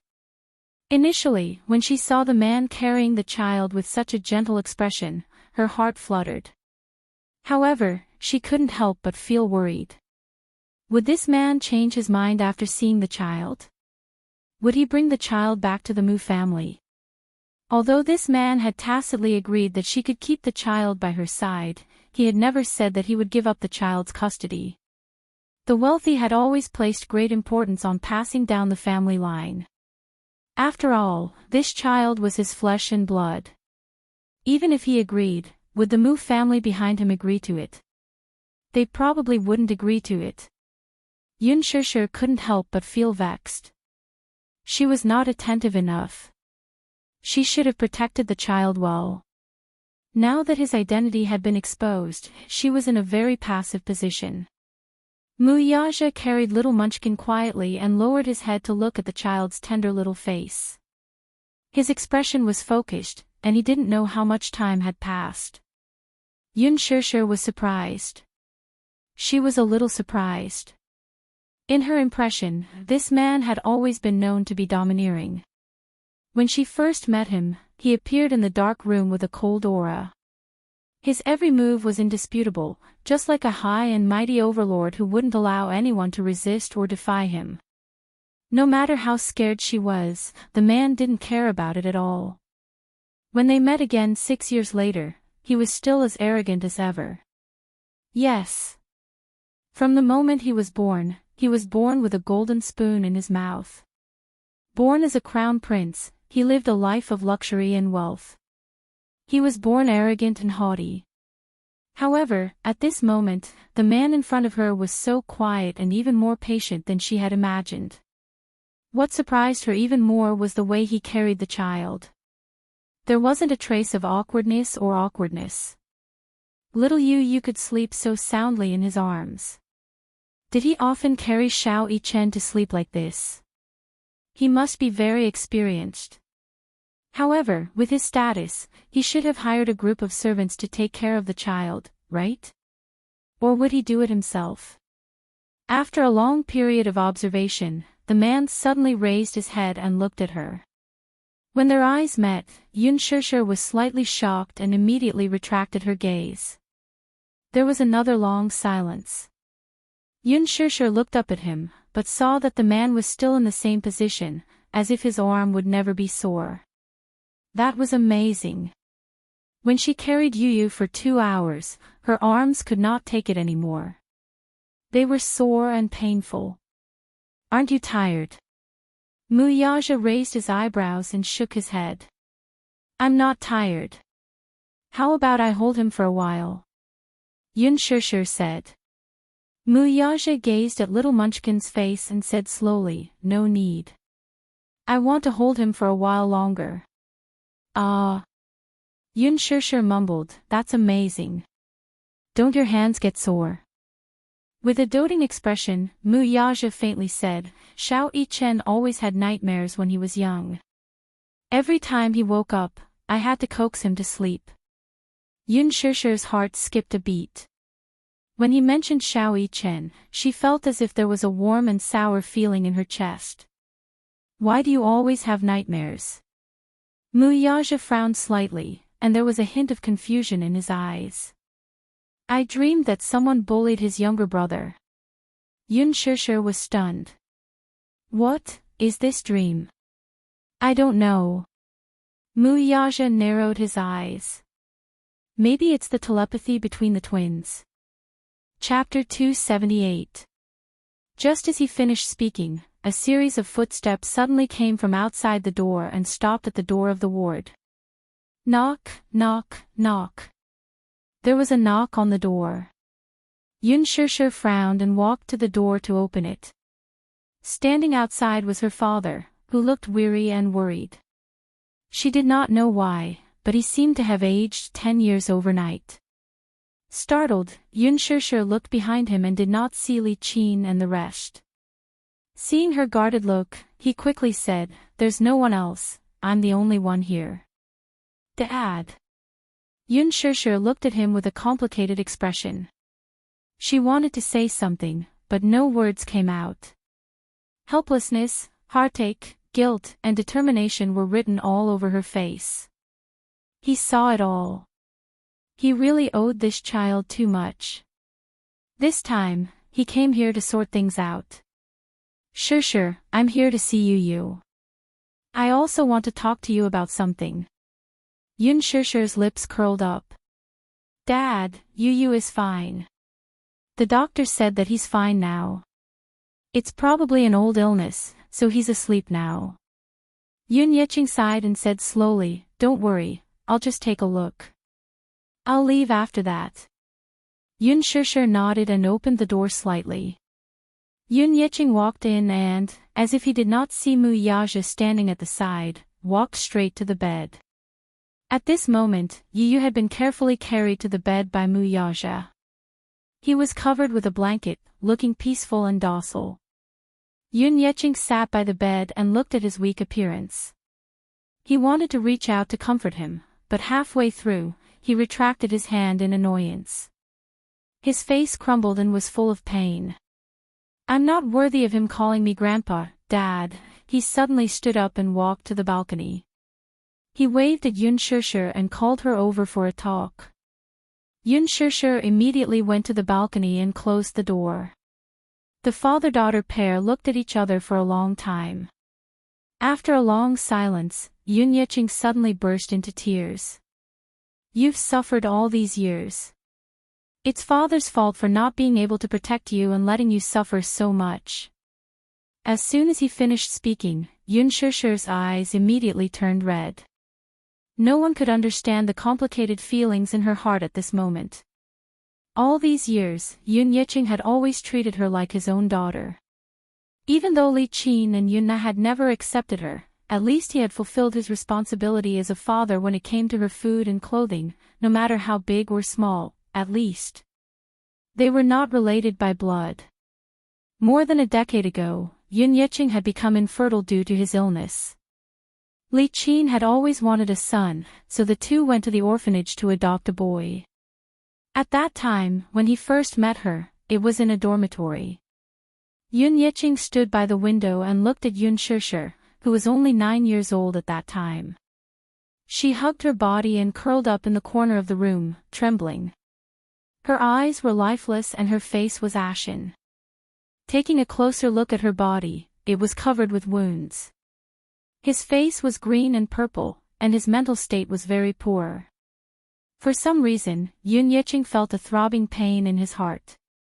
This child, be it her facial features or temperament, was very beautiful and pleasant. She looked like a very obedient child with beautiful eyes. However, for some reason, she was the only one in the empty dormitory, hugging her knees and trembling in fear while the other children were playing outside. She must have been bullied by many children, right? Chapter 279. The teacher behind her looked embarrassed. Back then, Yun Yeching had a successful career and had some prestige in the area. The teacher kindly reminded him, Mr. Yun, have you taken a liking to this child? None of the teachers or children in the orphanage likes her. She seems to be a little autistic and has some mental issues. She doesn't like to talk and always has a gloomy face. She looks unlucky. Besides, she stole from another girl before, so the children ostracize her. Stole. Li Qin frowned and immediately said, she can't steal, how can she have such a bad habit? Yeching, don't waste time. Let's go see the other children, don't talk. Yun Yeching stopped her and said to the teacher in dissatisfaction, man is born kind. The child is so young and hasn't formed a good sense of honor and disgrace. Even if she made a mistake, as a teacher, shouldn't you guide her on the right path? Look at her, she's been bullied to this extent. You say that she has some mental issues, how can she not have any? The children around her are bullying her, and the teachers don't care. What can a child like her do? The teacher was embarrassed by his righteous words and then led Yun Shusher out. Standing in front of Yun Yeching and looking at the man's incomparably kind face, Yun Shusher was so scared that she shrank into a corner with her lips trembling. I'm not a thief. I'm not a thief. Don't arrest me. Yun Yeching did not know why, but his heart felt like it was being stabbed by a knife. Even though he knew very well that he was not related to this child by blood, his heart ached so much that he almost could not breathe when he saw her fragile state. Hence, despite Li Qin's repeated objections, he still decided to adopt her. Thinking back, Yun Shishir was still grateful to him. If not for Yun Yeqing's redemption and giving her a second life, she did not even know what would have happened to her during that dark childhood. No matter how Li Qin and Yun Na treated her, she had always been grateful to Yun Yeqing. He was silent for a long time before he slowly said, "I've decided to divorce her. We'll go and get the divorce done tomorrow." The her he was referring to was naturally Li Qin. Yun Shishir was surprised to hear that. Divorce? Was her father going to divorce Li Qin? Yun Shishir tried to talk him out of it, while her husband only looked at her quietly. After a while, she decided to tell him what was on her mind. "Dad, I support your decision. It's wise to divorce her. I know. When it comes to marriage, we can only persuade them to reconcile, not to divorce. But Li Qin is too greedy. You'll only be a burden if you stay with her. Dad, why do you have to tire yourself out? It doesn't matter if I'm tired or not. I'm already so old.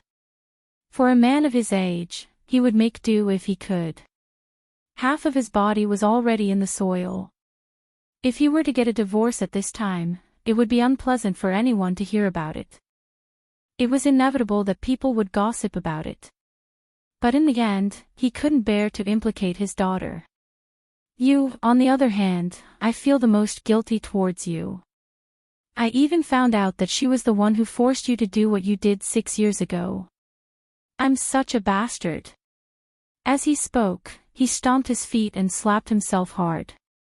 Chapter 280. He replied slowly, "It's all in the past, but I can't forgive her or let her go." As he spoke, he took out a handkerchief from his chest pocket. Inside it was a well-wrapped bank card. He looked at her. "There's more than 5 million yuan in here." 5 million yuan. "Yes," he continued. "This is the additional remuneration that your previous employer gave you." This was a check for 5 million yuan given to him by Mu Yage's assistant. He did not touch a single cent and deposited it all into this card. Later on, the money he earned from his part-time job was also deposited into this card. Although it was not much, it was still a token of his sincerity. He saved this money for Yun Shishir's dowry when she got married in the future. He was already old and did not have much capability. He was no longer as spirited as he was when he was young. His monthly salary was about 3,000 yuan.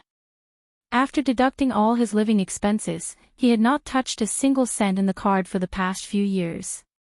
He had always kept this card with him. Even Li Qin did not know that there was so much money in it. This was to prevent her from getting greedy when she found out. Even Yun Shishir thought that this sum of money had been used to repay debts back then. When Yun Yeqing came looking for Yun Shishir after Yun Na's accident, he wanted to find an opportunity to discuss this matter with her. He thought that with his daughter's accident, he had no choice but to ask Yun Shishir to withdraw tens of thousands of yuan from the card for urgent needs.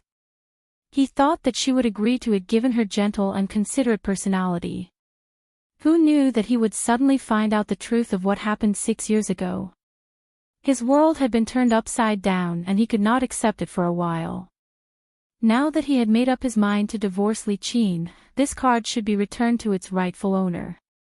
Although the property prices in the capital are rising day by day, the money in this card is enough to buy a decent house. Although I've divorced that woman, we're still father and daughter. If you're free in the future, you can bring Yu home to have a meal with me. That's enough. Dad, this money, Yun Yeqing said, this is your money. I didn't tell you earlier because I was afraid that woman would remember it. Daddy was keeping it for you, and now I'm returning it to its rightful owner. With Yu around, you must be living a tight life. Now that Yu was hospitalized, it was time to spend money. This sum of money should be able to solve the problem. Thank you, Dad. Yun Shusher took the bank card and smiled. Dad, you divorced her, but you also said that our father-daughter relationship is still there. You should live with us. I'll take care of you and you. Yun Yeching hesitated. That's not good. It's not like you don't know that woman's character. Greedy for glory and splendor, he had always been used to being extravagant. If I were to stay with you, she would definitely come over and make a fuss again.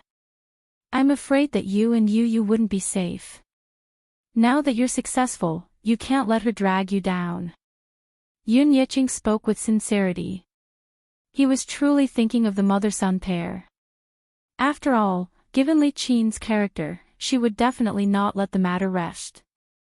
Yun Yeching used that woman to refer to Li Qin.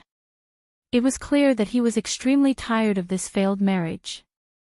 Chapter 281. Yun Shusher replied, What's there to be afraid of, Dad? As long as you don't let yourself be blinded by them and see their true colors, I'll be at ease. I'll take care of you in the future. Do you want me to watch you grow old and have no one to depend on? You've raised me since I was young, I'll definitely repay this favor. Repay? It was clear that he owed her so much. Yun Yeching was both vexed and touched. His lips trembled as he nodded repeatedly. Although Yun Shusher was not his biological daughter, she was more filial than a biological daughter. Although he had given birth to a good-for-nothing ingrate, he was relieved to have such a considerate daughter like Yun Shusher. This time, he did not reject her and only said, Let's talk about it some other time. If I divorce her, she'll definitely not take it lying down. When the time comes, she'll make a fuss about splitting the family assets. You'll definitely be implicated. Splitting the family assets?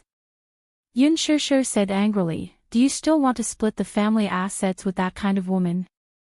I won't share it with her. Fortunately, I didn't do anything stupid back then. When I bought this house, I registered it under your name. Even if we get divorced, she can forget about getting any benefits. This is an evil creature she created, so she should bear the consequences herself. I, Yun Yeching, have never mistreated her. Even if we get divorced, my conscience will be clear. It's been hard on you. Yun Shusher was a little stunned. That small 3-bedroom apartment was a second-hand house he bought back then, yet it was registered under her name. When the father-daughter pair walked out of the balcony, they saw that the ward was filled with nurses. Yun Yeching was stunned when he saw the handsome man standing by the bed. He seemed to have seen him before. At her father's question, Yun Shusher sized up Mu Yaja and said guiltily, He. This is my university professor. His surname is Mu. He's so young. Yun Yeching was a little speechless. The man in front of him clearly looked to be in his late 20s. He was handsome and looked very young. The man raised his head. His perfect and exquisite facial features and handsome face made him look like a high and mighty noble. Just one look from him was enough to make one feel intimidated. He was clearly so young, but he looked extremely mature and reserved. His every movement had an extraordinary bearing. In front of him, it made others feel ashamed of their inferiority. Even Yun Yeching could not help feeling uneasy. So, you're Shusher's university professor. Nice to meet you. You look so young. Mu Yaja also cooperated and nodded, but did not say anything. His attitude was very cold. What's going on? Yun Shusher was surprised to see that the ward was full of nurses. Change wards, Mu Yaja said succinctly. Only then did Yun Shusher recall that the director had previously mentioned that he wanted to change their ward to a special class ward. But, why were there so many nurses gathered here? She saw those nurses crowding around the ward's entrance. Their eyes were either stunned or filled with admiration as they sized up Mu Yaja. Initially, when the inpatient department director informed the young patient in this ward that he wanted to change to a special ward, a few nurses rushed over with the bed. However, as soon as they entered the ward, they saw this handsome man sitting in front of the bed, gently caressing the child's sleeping face. That perfect, godlike side glance instantly killed everyone. Gosh, the family member of a patient in Ward 702 is so handsome. How handsome is he? Chapter 282.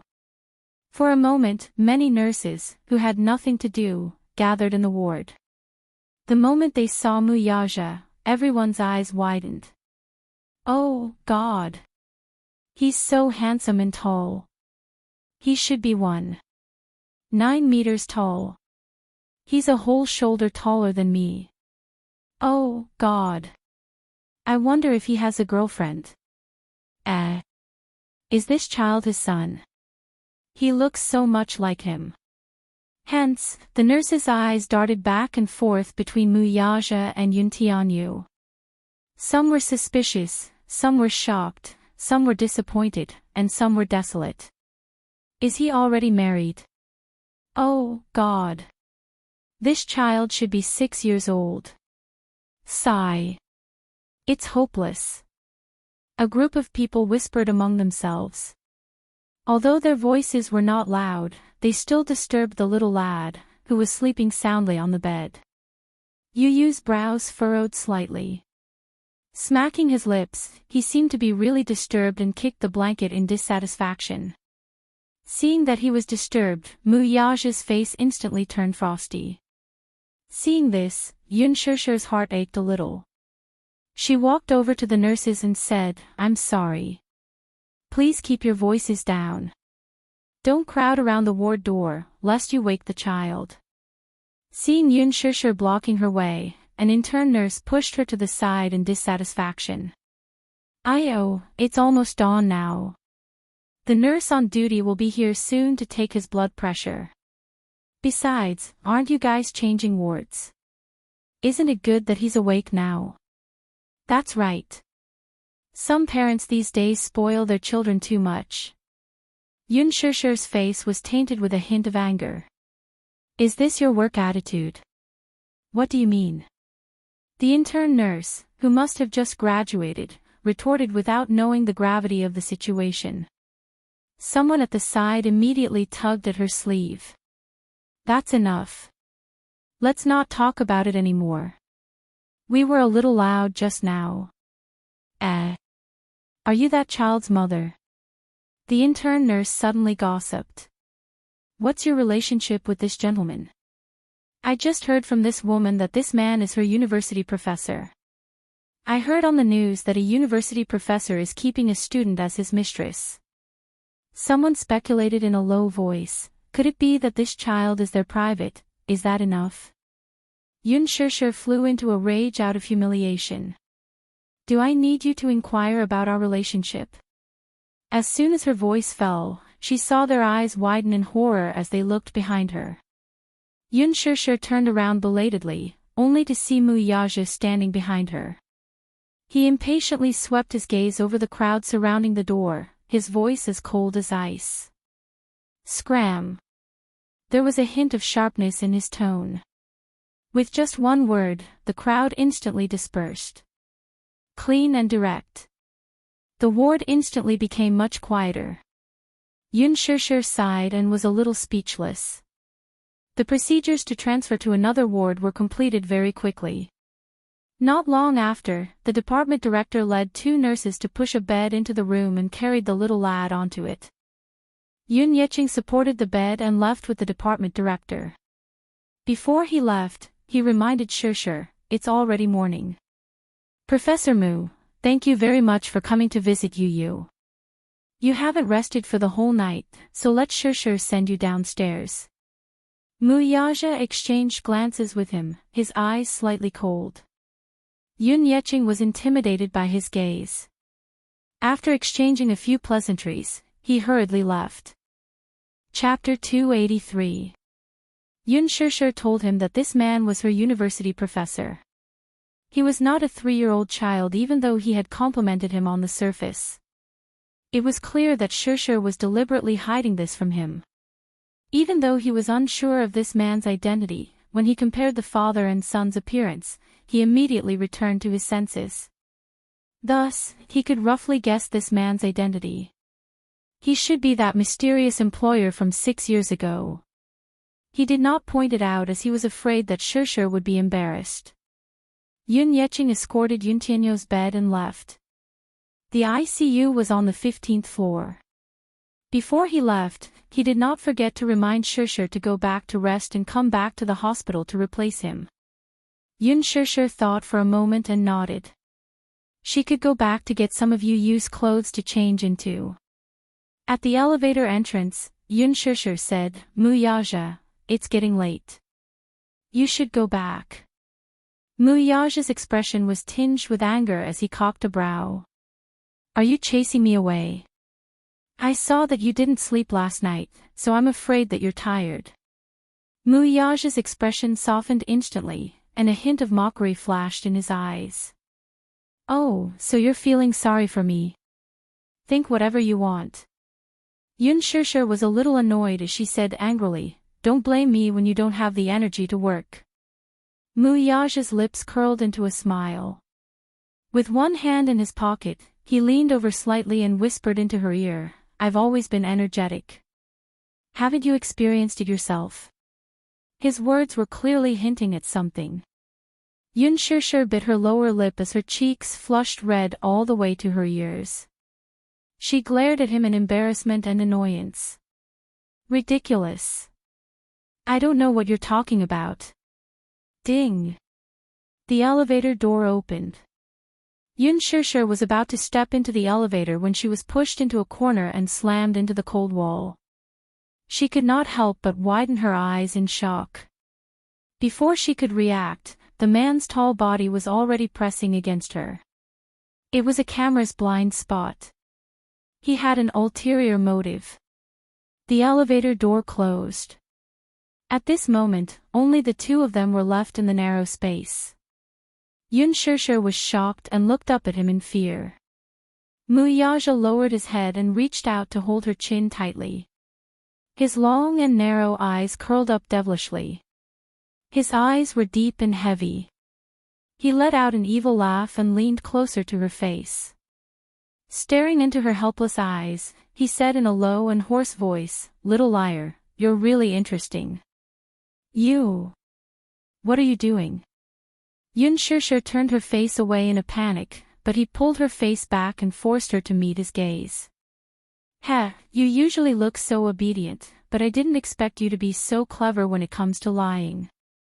She was startled and her face flushed red unnaturally. She had no choice but to lie. How could he tell the truth in front of his father? Could it be that he had to confess to his father? This was undoubtedly tearing open his scabbed scar.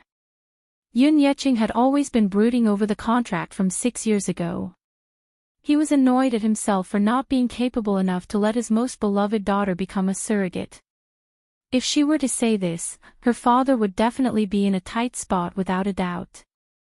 He, on the other hand, had followed her into the hospital and caught her off guard. Now, he was blaming her. Yun Shusher averted her eyes and did not look at him. She pursed her lips as if she were sulking, but in the man's eyes, she looked a little childish and adorable. "Professor." Ha! Chapter 284. "Little thing, why don't you tell me what I've taught you?" As he said that, he reached out and rubbed her chest heavily. He lowered his head and bit her lips, the tip of his tongue rubbing against her lips as he smiled devilishly. "Is it this?" He didn't teach her anything good, but he did teach her a lot of things that she shouldn't have learned. Yun Shusher exclaimed and slapped his hand away forcefully. Her eyes were filled with anger. "You! What are you doing?" This was an elevator. It could stop at any time and people could come in. How could he be so brazen in the elevator? Didn't he know how to restrain himself? As she thought about it, Yun Shusher felt ashamed and indignant. Her phone rang at the right time. She heaved a sigh of relief and hoped that the man would pick up the phone so that she could escape this disaster. However, Mu Yaja didn't seem to have any intention of letting her off. He even ignored the loud ringtone and took a step closer to her. His slender fingers brushed her face gently as he narrowed his eyes and carefully studied her face. Suddenly, he sighed softly. What a seductive face. Look at those innocent and pure eyes with a hint of coquettishness. One look was enough to seduce one's soul. Muyaja lowered his head and lightly pecked the corner of her lips with an ambiguous smile. Has anyone ever told you that you look like a vixen? Yun Shishir turned her head away, ignoring the man's provocation. He suddenly lowered his head and two warm breasts covered her. His large palm rubbed her waist unceremoniously and pinched it hard, causing her to groan in pain. Her lips and teeth were filled with his mellow scent, and there seemed to be a strong smell of smoke. His hot lips and tongue stole her breath and entered the gap between her lips. He gently nibbled on her small tongue and greedily sucked on it. She dodged uneasily and looked at the slightly darkened eyes. She raised her head and looked at the jumping floor numbers. She angrily pushed him away. This man. How dare he mess around in the elevator? They were about to reach the first floor. What if someone saw them? As he thought of this, his hand had unknowingly circled around her back, brushing past the scorching heat of his body as it probed into her skirt. Yun Shishir was so shocked that her beautiful face turned pale. She couldn't help but start to struggle. Her hands patted his shoulders, but she still couldn't stop his aggressive actions. She steeled her heart and fiercely bit his tongue. Amidst the dull pain, the two lips parted. Yun Shishir wiped her lips and glared at him. Muyaja, don't go too far. When he hugged you just now, the tender look on his face made her heart throb a little, and her impression of him changed. Who would have thought that at this moment, he would reveal his true colors?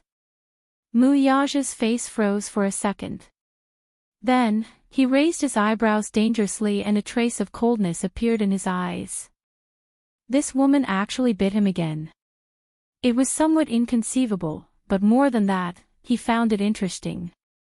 The girl in front of him, who clearly looked weak and fragile, was resisting him again and again.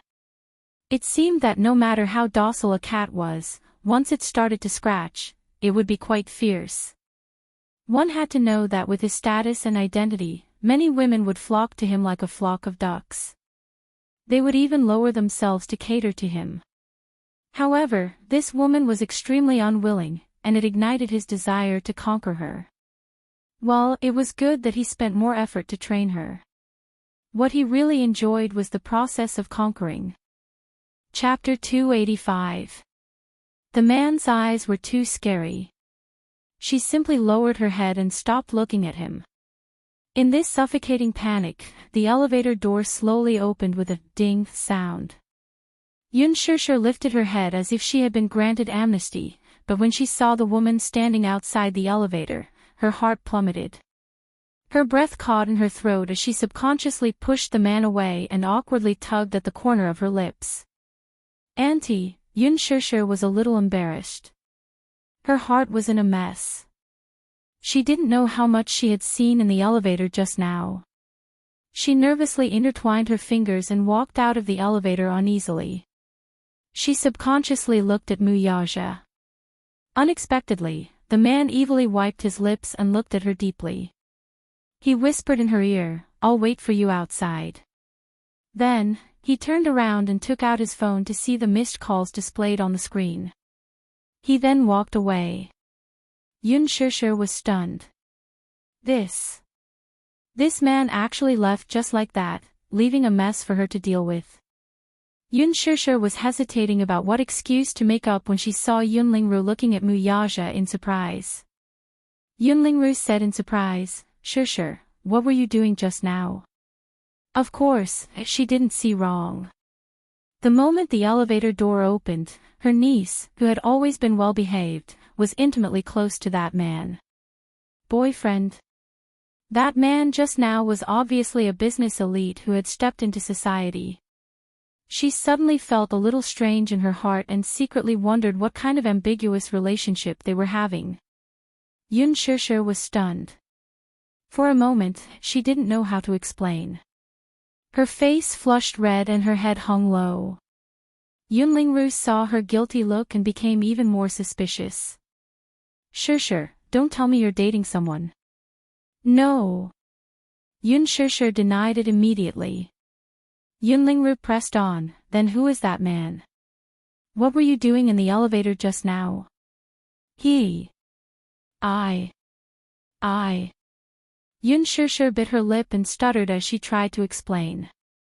However, she couldn't tell the truth. Pursing her lips, she said, He's my university professor. University professor. A professor hugging his student in an elevator. Yunlingru was even more confused. She stared straight at her. There was no doubt that the child in front of her was lying. Yun Sure had been obedient since she was a child, so she wasn't good at lying. Yunlingru could tell that she was lying from her flustered eyes. Sure. I didn't expect you to learn how to lie after entering society. English teacher. You can lie to your father, but you can lie to me. Is he really your university professor? Don't lie to me. Faced with Yunlingru's aggression, Yun Sure could not back down. She gritted her teeth and insisted, He is my university professor. He came to the hospital to visit Yu today. Are you still not going to tell me the truth? Yunlingru's voice was very deep. She seemed to be angry. Suddenly, she thought of something and asked coldly, I heard from your father that you haven't been home for a few days. Where have you been these few days? She paused and asked suspiciously, Did you fool around with that man? Sure, tell me, did you learn something bad and do something shameful? Chapter 286. Auntie, I have something to do now, so I'll leave first. I'll explain it to you next time. With that, she turned around and fled in a panic. Yunlingru narrowed her eyes and frowned, her gaze sharp. This girl's words sounded suspicious no matter how she listened to them. However, she wasn't her child, so even if she did something out of line, she wouldn't mind. As long as she didn't bring shame to her family, it would be fine. She couldn't afford to lose face. With that thought, she stepped into the lift.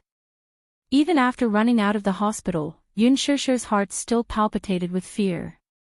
It was all because of this vile man who fooled around in the lift. Now that her auntie had seen it, she really didn't know how to smooth things over. A business car was parked by the roadside. The man sat in the car and seemed to have been waiting for a long time. He had already ordered his assistant to drive the sports car back. Yun Sure walked over gloomily. The chauffeur opened the car door for her, but she didn't get into the car.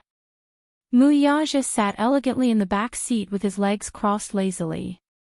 His eyes were looking straight ahead and he didn't turn to look at her. His perfect and unruly side profile looked reserved and cold. His eyes were half opened lazily, and his lips were cold.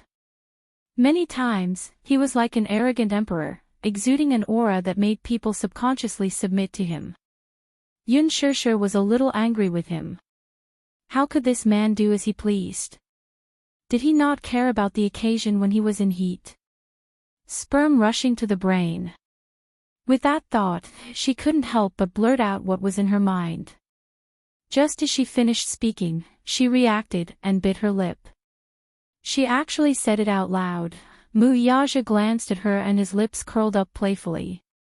What did you say? What did she say? She said that he was a sperm rushing to the brain. But she didn't dare to say it a second time. She sighed, bit her lip, and got into the carriage. Bang! The car door was shut tight. Yun Sure looked straight ahead and didn't dare to get too close to him. She leaned against the car door and looked at him carefully out of the corner of her eye. After a long silence, she suddenly said softly, Please send me home. I'll get some clothes for you. As soon as her voice fell, her arm was forcefully pulled by the man. Muyaja's long arms scooped her up and easily pulled her into his embrace. Yun Shishir was startled. She struggled for a moment, and in the blink of an eye, she was already pulled into his embrace. In the spacious carriage, soft music drifted in the air. The man's eyes revealed a playful smile. He lifted his thin lips and said in a low and seductive voice, "Little thing, you haven't answered me. What did you just say?" In other words, there was no way for her to change the topic and dodge the question. Yun Shishir closed her eyes and ignored her. Muyaja had plenty of ways to make her talk. "Did you just say that he was overwhelmed by lust?" Through her shirt, he pinched the softness in front of her chest. "Like this?" Yun Shishir's body trembled slightly and her face instantly tensed up. Instinctively, she turned her head to look at the chauffeur, only to see that he had consciously turned away from the rear-view mirror, as though he had turned a deaf ear to the scene in the back seat. A sense of foreboding arose in her heart. Yun Shishir struggled uneasily, but the man held her waist tightly. His large palm pressed against her back and pressed her even closer to his chest. Their faces were intimately close, the tips of their noses touching, and their lips touching. Chapter 287. Such a close distance really made her feel uncomfortable. Looking at the devilishly handsome face so close, Yun Shishir helplessly pushed against his chest. Wasn't this man just sitting there quietly? Why did he suddenly? There was someone else in the car. She looked away helplessly, but her chin was tightly gripped by his long fingers and she was forced to look at his face. Her eyes were narrowed in pain and they were faintly moist. Her soft red lips were sparkling and translucent, just like a delicious cherry. He fiercely captured her lips and sucked on them. That soft and sweet feeling was even better than what he had imagined. Once he kissed her, he couldn't stop. His body heated up, and he greedily wanted more. He gently traced her cherry lips, and his right hand reached under her clothes, reaching for the beautiful area. He was in high spirits, and he continued what he was doing in the lift.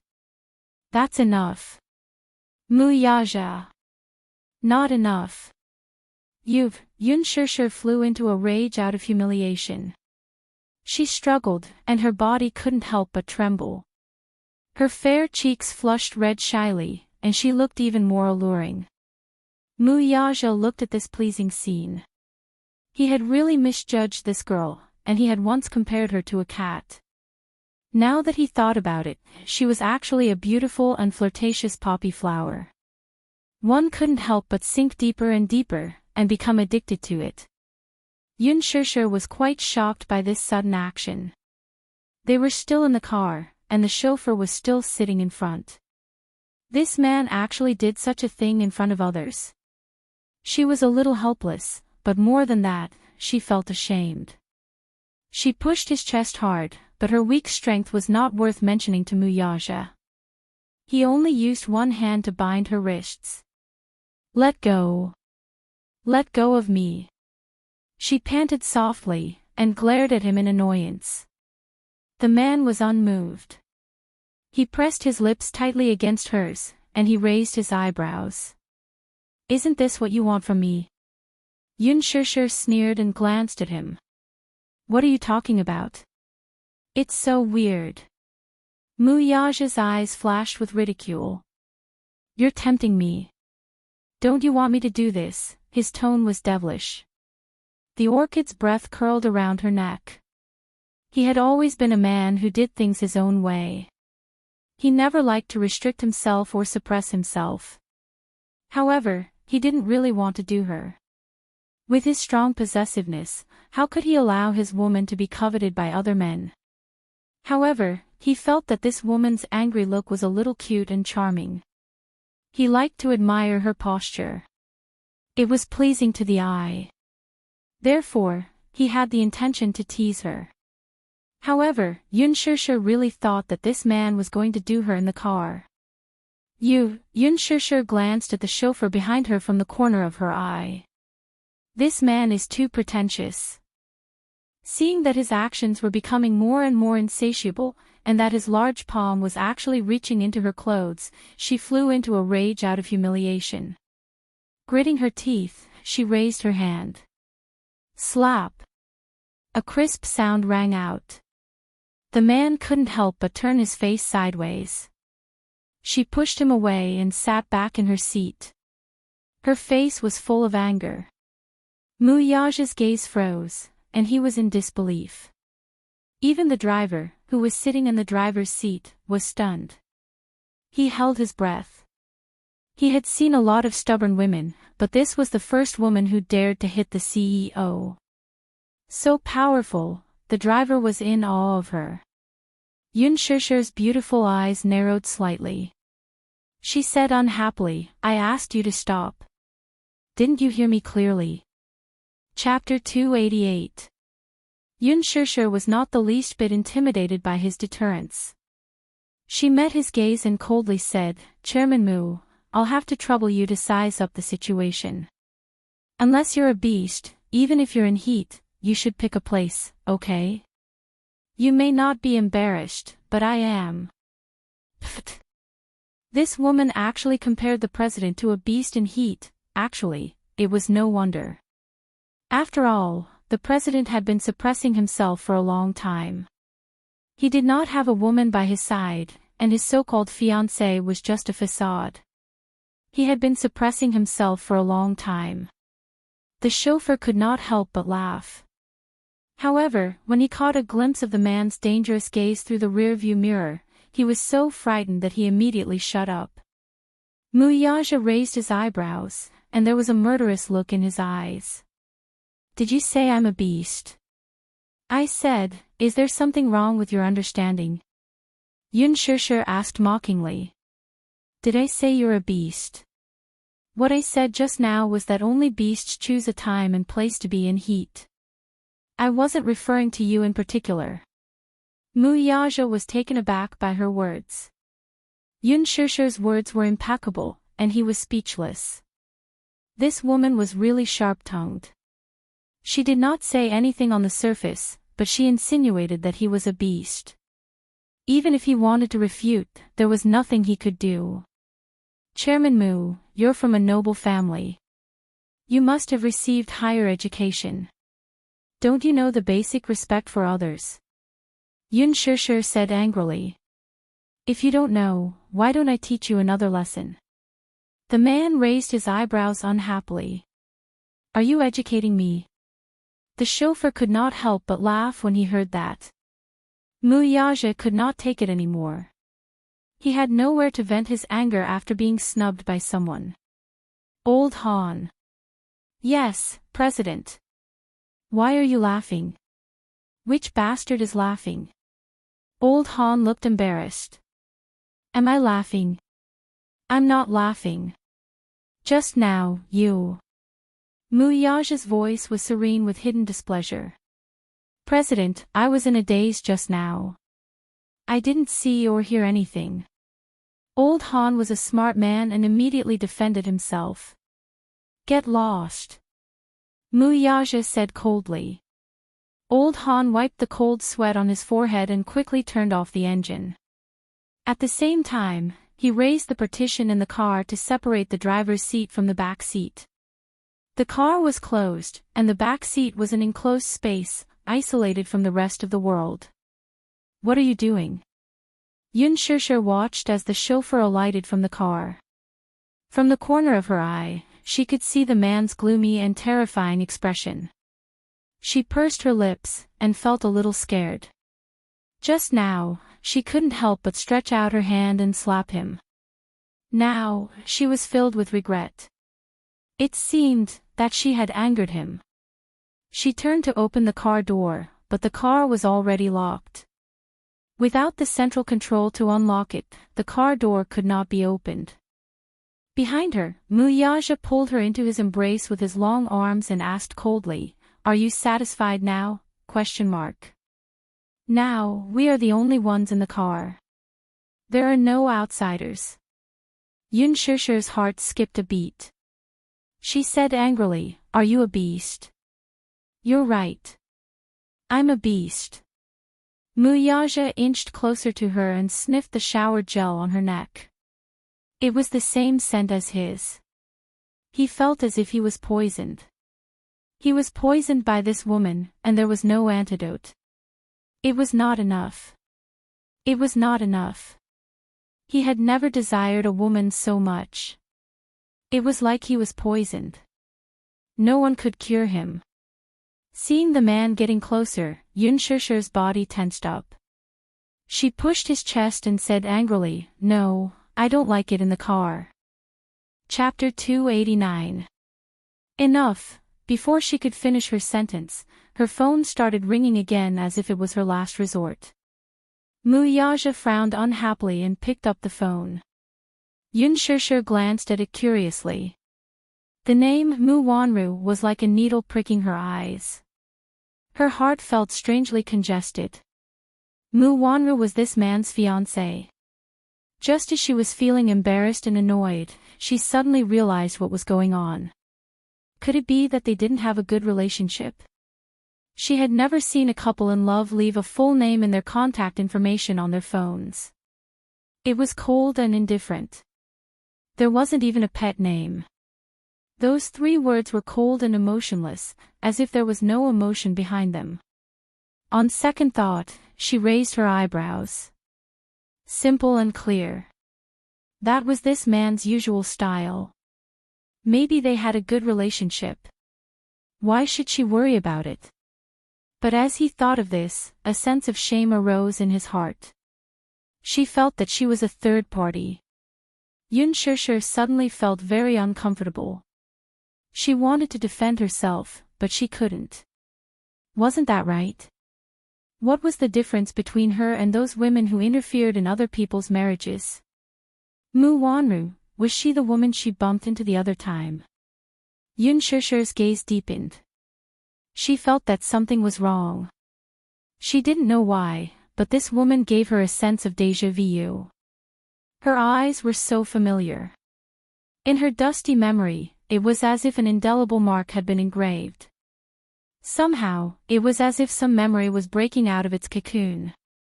Her head hurt. Muyaja hung up the phone and didn't pick it up. From the corner of his eye, he saw that she was deep in thought. His handsome eyes deepened. Rose Manor.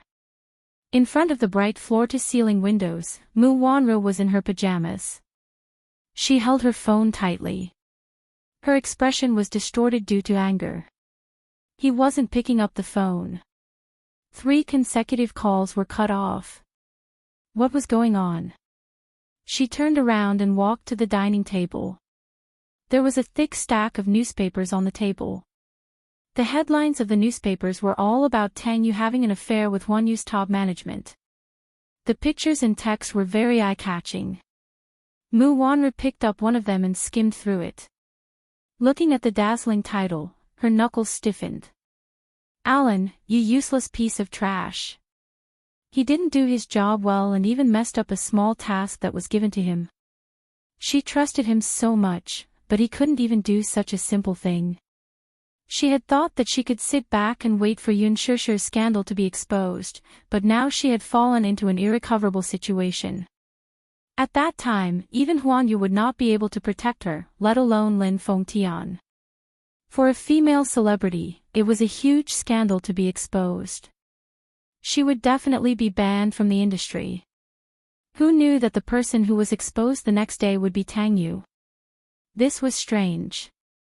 Why Tang Yu? Alan assured her again and again that the whole thing had been arranged properly. His subordinates had personally sent Yun Shishir to the car. How did things turn out like this in the end? Could it be that Yun Shishir could turn into a living person? This was simply a fantasy. Mu Wanru was angry and frustrated. At the same time, she found it inconceivable. She had an ominous premonition that there was something fishy going on. The servant served breakfast to the table one after another. Mu Xing slowly walked down the stairs with the help of the nanny.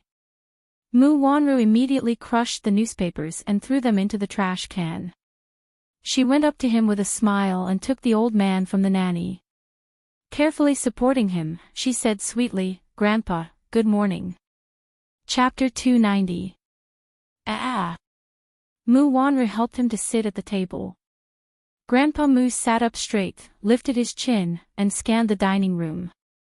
Suddenly, he asked, "That lad didn't come home last night?" At the mention of this, Mu Wanru looked worried. She said helplessly, "Yes, he didn't come back. I don't know where he went. Maybe he's busy at the office." "The office works at night."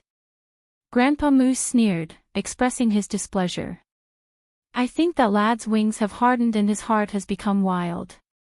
He doesn't even know how to return home. Wanru, you should discipline him." "Grandpa, how can I discipline him?" Mu Wanru pouted and acted coquettishly. She sat down on the chair beside Mu Xing and said sadly, "Grandpa, he doesn't listen to my advice at all. Ever since he was young, he didn't listen to anyone other than you. I asked him to come home earlier, but he didn't come back last night. This isn't the first time. He wasn't like this in the past, though." Mu Xing nodded in agreement. This child had always been cold and indifferent. He would never get into trouble outside. He was different from other playboys who liked to flirt with countless women. This child would never mess around. This was something he had always acknowledged. In Grandpa Mu's heart, Mu Yaja was a responsible father. He would come home every night to have dinner with Xiao Yichen. No matter how busy he was with work, he would never miss it. However, his abnormality these few days made Grandpa Mu especially concerned. Seeing his slightly darkened expression, Mu Wanru continued to whisper in his ear, "Grandpa, he's a man. Do you think he has other women outside? He dares." Grandpa Mu was so angry when he heard this that he blew his beard and glared at her. He slammed his palm on the table, causing some of the tea to splash out. The servants behind him were so shocked that they did not dare to breathe loudly. Mu Wanru was elated to see this. Mu Xing had always been on her side. This time, he must stand up for her. "Lass, don't worry. If he's unfaithful to you and messes around outside, Grandpa will definitely stand up for you and break his legs." Grandpa Mu looked at her lovingly. When he got angry, the cane in his hand hit the ground heavily. Mu Wanru pursed her lips and looked at him pitifully. "Grandpa, don't be sad, I won't let him down." With that, he patted the back of her hand affectionately. Don't worry." Seeing that Grandpa Mu was going to stand up for her, she was even happier. So, she pretended to be distressed and said, "Grandpa, don't do that. If you break his leg, my heart will ache, and so will Grandpa." "Humph. You spoil him the most. If you don't take care of a man and set some rules for him, his heart will be wild sooner or later." Mu Xing was quite knowledgeable about this. When he was young, Grandpa Mu was also a playboy. He had married 3 wives, and he had attracted a lot of love affairs. Mu Wanru faintly said, "Grandpa, do you still remember the girl who was my surrogate 6 years ago?" "Yes." Mu Xing's eyes darkened. That girl was chosen by him. She was very delicate and pretty, with outstanding features and an aura of purity. What was more commendable was that her eyes were very similar to that woman's. Too similar. It was as if she was a carbon copy. Hence, Mu Xing took a liking to her at first glance. Mu Wanru continued, "I think that woman's background is not simple." Chapter 291. Grandpa Mu's eyebrows twitched and he quickly asked, "What do you mean?" "This woman is quite ambitious and scheming. I don't know how she managed to sneak into Huan Yu's cocktail party. Not only did she deliberately show off in front of Zhe, but she also tried to find opportunities to get close to Xiao Yichen. What do you think? Is she trying to use her son to climb up the social ladder?" Mu Wanru's eyes were filled with sadness as she spoke. "Xiao Yichen has never been close to me since we were young. I'm worried that she's plotting something to drive a wedge between me and my son. Grandpa, please be reasonable. Don't you think she's too much? Mu Wanru recalled the intimate scene between Yun Shishir and Mu Yaja on the dance floor on the day of the cocktail party. She felt a stab of pain in her heart. An actress? Grandpa Mu snorted coldly. He was a rather old-fashioned person. He had never liked the people in the entertainment industry, especially those female celebrities. He always felt that they were scheming and came from unknown backgrounds. None of them were good people. Among the rich and powerful, the celebrities in the entertainment industry were the ones who were looked down upon the most. Although the celebrities were very popular nowadays, in the eyes of the older generation of aristocrats, they were just mediocre actresses. Since ancient times, there was a saying that a prostitute was heartless and an actor was heartless. Therefore, it was not a prejudice. It was just that the rich and powerful looked down on the people in the entertainment industry. Mu Wanru gritted her teeth and nodded. Yes. I don't know how she managed to sneak into the entertainment industry. Do you think she did it on purpose? Humph. If that brat dares to bring an actress with an unknown background into the Mu family, he can try. Grandpa Mu was so angry that his lips were trembling. He knocked on his walking stick and scolded, I can't stand those lowly actresses. Moreover, the contract clearly states that she can't cause any trouble for the child's custody. Otherwise, she'll have to bear the consequences. If she insists, she'll burn herself. Mu Wanru was secretly happy when she heard that. However, she pretended to be helpless and said, but what if she protects her? Grandpa, do you know that some women are born to be seductive? They are born to seduce men. How dare he? Why wouldn't he dare? Mu Wanru pouted and said, he hasn't been home for the past 2 days. He must be with that woman. Grandpa, you have to help me. What? Mu Xing's eyes widened in fury. I'll teach him a good lesson when he comes back. Don't be sad. Grandfather will uphold justice for you. Yes. Mu Wanru nodded happily. Although Grandpa Mu was already in his 60s, he was still a man who had been involved in bloody battles when he was young. His methods were ruthless. If she were to borrow his means to get rid of Yun Shishir, this thorn in her side, she wouldn't need to do anything. Old Master Mu was obviously still angry. He lifted his chin and looked around before asking with a strange expression, where's Yichen? Mu Wanru immediately asked the nanny behind her, where's the young master? Young master is doing his morning exercise at the archery range. Go call him over for breakfast. Yes. Mu Wanru sat down and carefully reached out to caress the old man's chest. She coquettishly said, Grandpa, don't be angry. Why are you angry over such a slut? Chapter 292. The villa was located in the southwest corner of the mansion. It was a huge indoor shooting range. Mu Yaja had always been willing to invest a lot of effort into Xiao Yichen. When Xiao Yichen had just learned how to walk, Mu Yaja had sent him to the special training camp to observe the soldiers' special training. When he was young, Grandpa Mu had also trained him in the same way. Every summer, he would send him to the special training camp to undergo special training. Under Mu Yaja's influence, Xiao Yichen had developed a strong interest in firearms and combat at a young age. When he was 2 years old and the other children were still learning how to speak, Xiao Yichen was already holding a pacifier in his mouth. He could skillfully assemble and load all kinds of firearms and ammunition. When he was 3 years old, he could even load and shoot skillfully. Even Grandpa Mu could not help but click his tongue in amazement. Children of the same age as Xiao Yichen might still be learning how to speak. Those who were talented liked to draw on white paper and were still obsessed with interesting toys. However, Xiao Yichen seemed to have inherited Mu Yaja's iron-blooded genes. He did not like to play with words and ink. Instead, he was obsessed with combat and firearms. When he was 5 years old, he officially entered the military camp. Not only did he not complain about the heavy training, but he was also very excited about it. Grandpa Mu was in awe.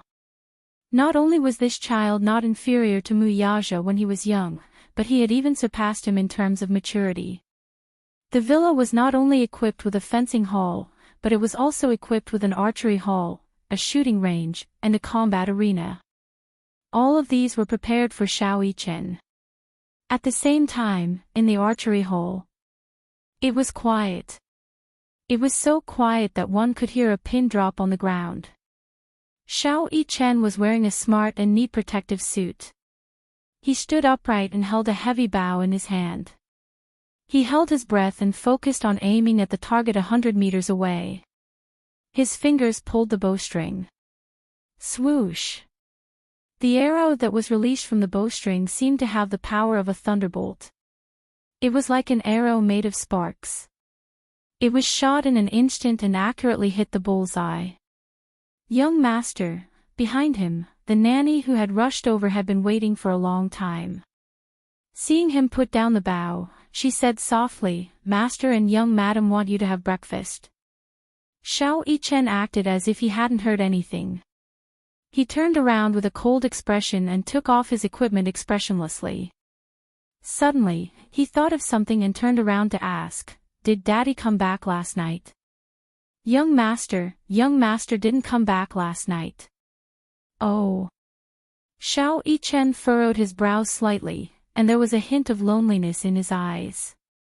After a moment of silence, he picked up the towel handed to him by a servant and wiped the sweat off his face.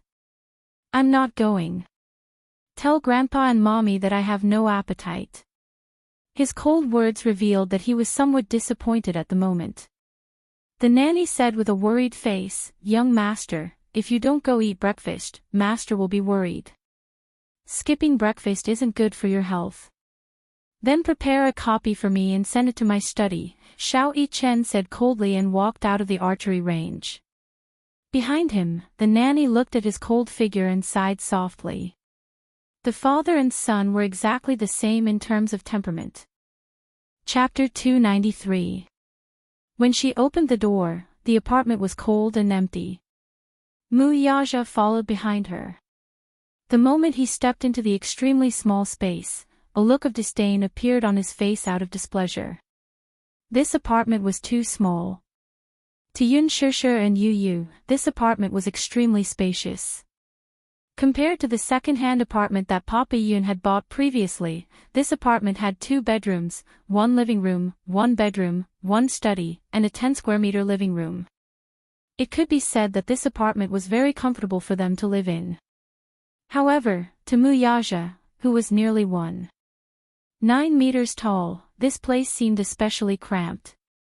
Standing in such a small space with his hands and feet tied, he felt extremely restrained. Yun Shishir rushed into the room and hurriedly prepared a change of clothes for Yu Yu. The material of the hospital gown was coarse, and the child's skin was soft and sensitive. Sleeping in the hospital gown was really unsettling. Although Yu Yu did not mention it, Yun Shishir was attentive. With one glance, she saw the red rash on his wrist due to his sensitive body. Her heart ached terribly. Although the clothes that she bought for Yu Yu were not expensive, she had specially selected the best quality. Yu Yu had a weak body, so she was very careful about everything, no matter how big or small. During this time, Mu Yaja had some free time, so he curiously took a look around the small apartment. After entering, there was a bathroom that was as small as a fish tank on the left. Mu Yaja frowned as he walked in. His head almost bumped into the door frame. It was too small. The space of 7 to 8 square meters was stuffed with an old automatic washing machine, a toilet bowl, and a sink. When he walked in, he accidentally bumped his knee into the washing machine. The man frowned slightly. He was extremely displeased and was even more disgusted. The bathroom was described as smaller than a fish tank because there was a wall-mounted aquarium outside the living room of the Mu residence. Just the aquarium alone was 5 to 6 meters long, so it was indeed much bigger than this bathroom. A human is inferior to a fish. Muyaja walked into the kitchen again. The first thing he saw was two little bare aprons hanging on the barbs. One big and one small. It looked very warm. There was a duty list on the door. He glanced at it. There were 7 days in a week. Yu was responsible for 5 days of meals, and Yun Shishir was responsible for 3 meals on weekends. The man smiled and could not help but find it interesting. It turned out that this Xiao Bao knew how to cook. A 6-year-old child actually knows how to do housework. I wonder how good her skills are. In the south, there were 2 rooms side by side. One of them was a study. Muyaja was a little taken aback when he walked in. There was a fax machine, a printer, a mahogany desk, a high-end computer, and a locked safe on the desk. Other than that, there was a pencil case and a thick stack of blueprints. Everything was neatly organized. What he did not know was that everything in the study was arranged by Yun Shishir according to Yun Tianyo's blueprints. It looked like a small office. Usually, Yu was the only one taking care of it, and Yun Shishir never interfered. Muyaja glanced at the blueprints on the table and picked them up curiously. He could not help being stunned when he glanced at them. This thick stack of blueprints was actually a toy blueprint. The drawing was exquisite and meticulous.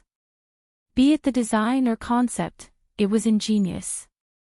Such a design draft was clearly from an excellent and professional designer. Chapter 294. Muyaja. The man raised his head. At the door of the study, Yun Shishir was carrying a pile of heavy laundry. Seeing the design drawings in his hands, she warned him sternly, "Don't touch anything in this study, or else Yu will be angry." This study was Yu's little world. Usually, Yun Shishir would come in to clean it, but she would not touch anything in the study. Muyaja put down the drawings and walked out of the study. Looking from the corner of his eye, he strode into the bedroom as if he had discovered a new continent. Yun Shishir, who was standing at the side, had cold lines on her forehead. This was akin to a wealthy aristocrat visiting a slum. She did not think much of it, though. Carrying the clothes into the bathroom, she planned to wash them while she was here. Muyaja then took a tour of the bedroom. At the entrance, there was a double bed. The light blue bedding and sheets gave off a sense of childlike innocence and warmth. Yu liked the color blue, but she also liked simplicity. Hence, there were not many patterns on the sheets, it was very simple.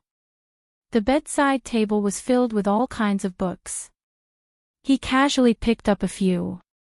There were novels, fables, comic books, and fairy tales. It was as if he had finally found a trace of a child's innocence here. He slowly sat down on the edge of the bed. The scene of Yun Tianyu leaning against the headboard and lazily flipping through the comic books surfaced in his mind. These books were recommended to parents by the school. Yun Shishir specially bought a few sets from the bookstore and placed them on the bedside table. Every night before bed, she would hug Yun Tianyu and gently tell him the stories from the comic books. Usually, Yun Tianyu was uninterested in these children's comics and books. He always found them boring, but he liked listening to his mommy tell him stories. Yun Shishir's voice was very gentle. It was soft and sweet, just like a Jiangnan woman's. Listening to her sweet voice in his dreams was the happiest thing in Yun Tianyo's heart. In the narrow space, there was a strong atmosphere of life, as well as a tranquil little warmth. Although the room was a little small and the double bed was not spacious enough, Muyaja lay down with his arms as a pillow. He could not even stretch his limbs freely. However, on the blanket, there was the unique milky fragrance of a child, as well as the unique fresh body fragrance of Yun Shishir. This fragrance was tranquil and gentle. It wasn't overbearing, but it was refreshing. Muyaja felt a moment of peace in his heart. When Yun Shishir walked into the bedroom again, the man was lying on the bed, deeply asleep. She couldn't help but smile. She still remembered that a certain man had said that she had more energy than others. Yun Shusher quietly walked to the bedside, squatted down, and looked at the man's exquisite sleeping face closely. The man in deep sleep had his eyes gently closed. The dim light engraved a thin layer of shadow on his angular facial features. His long, narrow eyes and thick, black eyelashes were beautiful and charming. Yun Shusher raised her eyebrows in surprise. She remembered that when Yu was born, he had a head of thick, black hair. When his eyes were closed, his eyelashes were fine and dense, even thicker than hers. It turned out that he had inherited this man's genes. He had a high nose bridge and a beautiful curve. He was like a sculpture that had been carved with the finest craftsmanship. Chapter 295. Yun Shusher looked at every inch of his face and suddenly admitted that this man was very good-looking. Sometimes, it had to be said that the heavens were biased. They gave him all the best things in the world and were not stingy at all. His monstrous interpretation, his wealth that could rival a country, his inexhaustible wealth, and even gave him a heaven-shocking appearance. He was incomparably handsome and perfect. But it gave him a strange temperament. His mood was unpredictable and his personality was very bad. Perhaps it was the style of the children of aristocratic families, always putting themselves first. If he liked it, he had to get it. If he couldn't get it, he would destroy it and not give it to others. If he didn't like it, he didn't want it. He would never force himself for anyone and was insufferably arrogant. But he had this kind of capital. While she was lost in thought, the man on the bed suddenly opened his eyes and looked into her eyes. Yun Shusher was caught off guard and was stunned. In the next second, an arm powerfully wrapped around her waist and pulled her into his embrace. The world in front of her eyes turned upside down and in an instant, she was pressed down by the man's body. The double bed was not big and it was hard for it to fit the man's tall body, but the texture was very soft. The bed was slightly sunken and her body sank in. Muyaja's heavy body fell on top of her and it was hard for her to breathe. Yun Shusher's cheeks turned red because of his heavy body. "Hey, Muyaja, what are you doing?" Muyaja lowered his head and sniffed the gentle fragrance in her hair. His deep voice sounded like orchids in her ears. "Sleeping with my woman." What?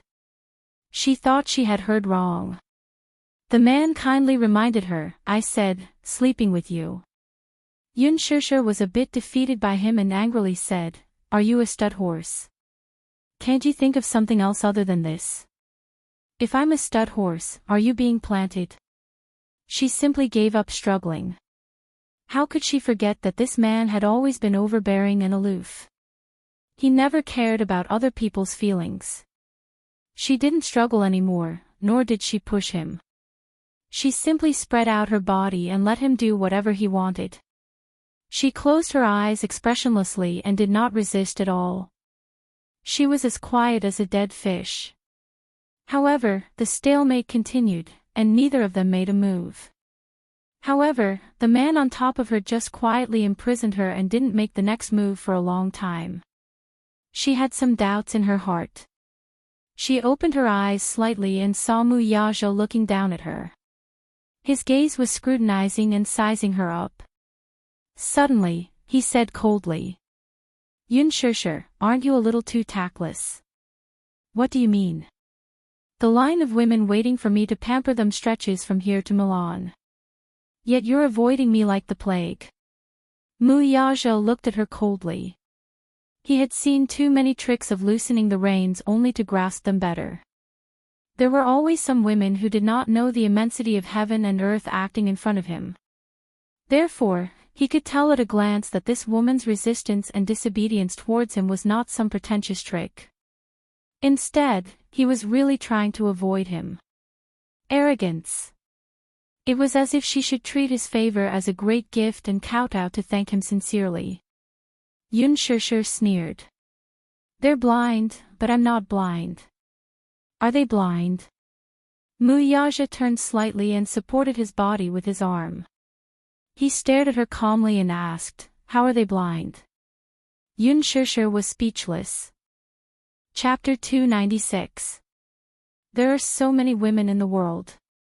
Why do you have to be entangled with me? It's none of your business. Muyaja lifted her chin and his handsome face slowly approached her. His slightly cold lips were printed on the corner of her lips, and his warm breath invaded her lips. Gradually, his breathing was no longer calm and became a little rapid. His sexy thin lips gently wandered around her neck, embellishing it with light kisses, and he craved for more. At this moment, he was like a lost and thirsty traveler in the desert, and she was like a clear and pure spiritual spring. He repeatedly tasted it, but he still couldn't quench his thirst. His thin lips kissed all the way up her beautiful neck. His arms wrapped around her slim waist and pushed her back, forcing her body to be close to his chest. Through the thin material of her clothes, he seemed to be able to feel the warmth from her skin. It was tender, warm, and beautiful. Muyaja's right hand held the back of her neck, forcing her to meet his lips. His warm breath covered her lips, and in an instant, she was completely engulfed. No longer satisfied with such a light kiss, the man arrogantly attacked again, all the way to the city. However, his attack was limited to kisses, and didn't go as deep as the previous few times. The temperature in the room suddenly rose. Ambiguity, charm, and sweetness swept through. She endured it, but she was silent. Muyaja couldn't accept her lack of reaction. The tip of his tongue pried open her lips, either passionately or seductively teasing her, trying to get her to respond.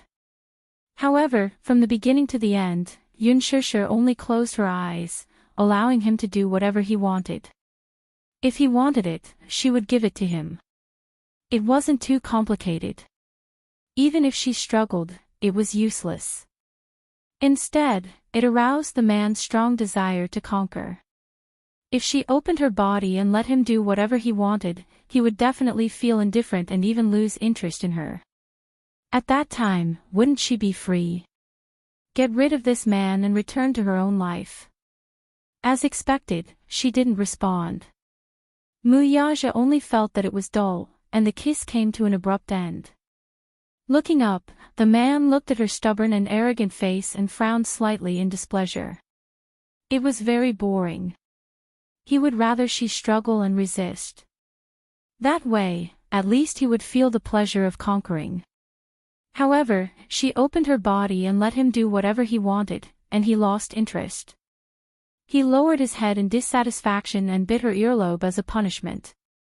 A sharp pain pierced through her earlobe. She clenched her teeth tightly and did not make a sound. Even if it hurt, there was no response. "Do you think you're a dead fish?" She didn't know how to respond. Or did she feel that it was too difficult to be with him? "Since you want it, I'll give it to you. I'll be obedient." "Don't you want me to be obedient?" Yun Shishir retorted sarcastically with a hint of disgust in her eyes. Of his arrogance and his forcefulness. Very of his words. Wasn't hers his. Muyaja lowered his head abruptly. His thin lips brushed past her jade-like collarbones and landed on her neck. He sucked on her skin fiercely, his hot breath continuously blowing on her skin. Chapter 297. The woman in the mirror had flushed cheeks and gloomy eyes. On her exposed neck, there was a red, swollen, and ambiguous kiss mark. She was shocked to see it.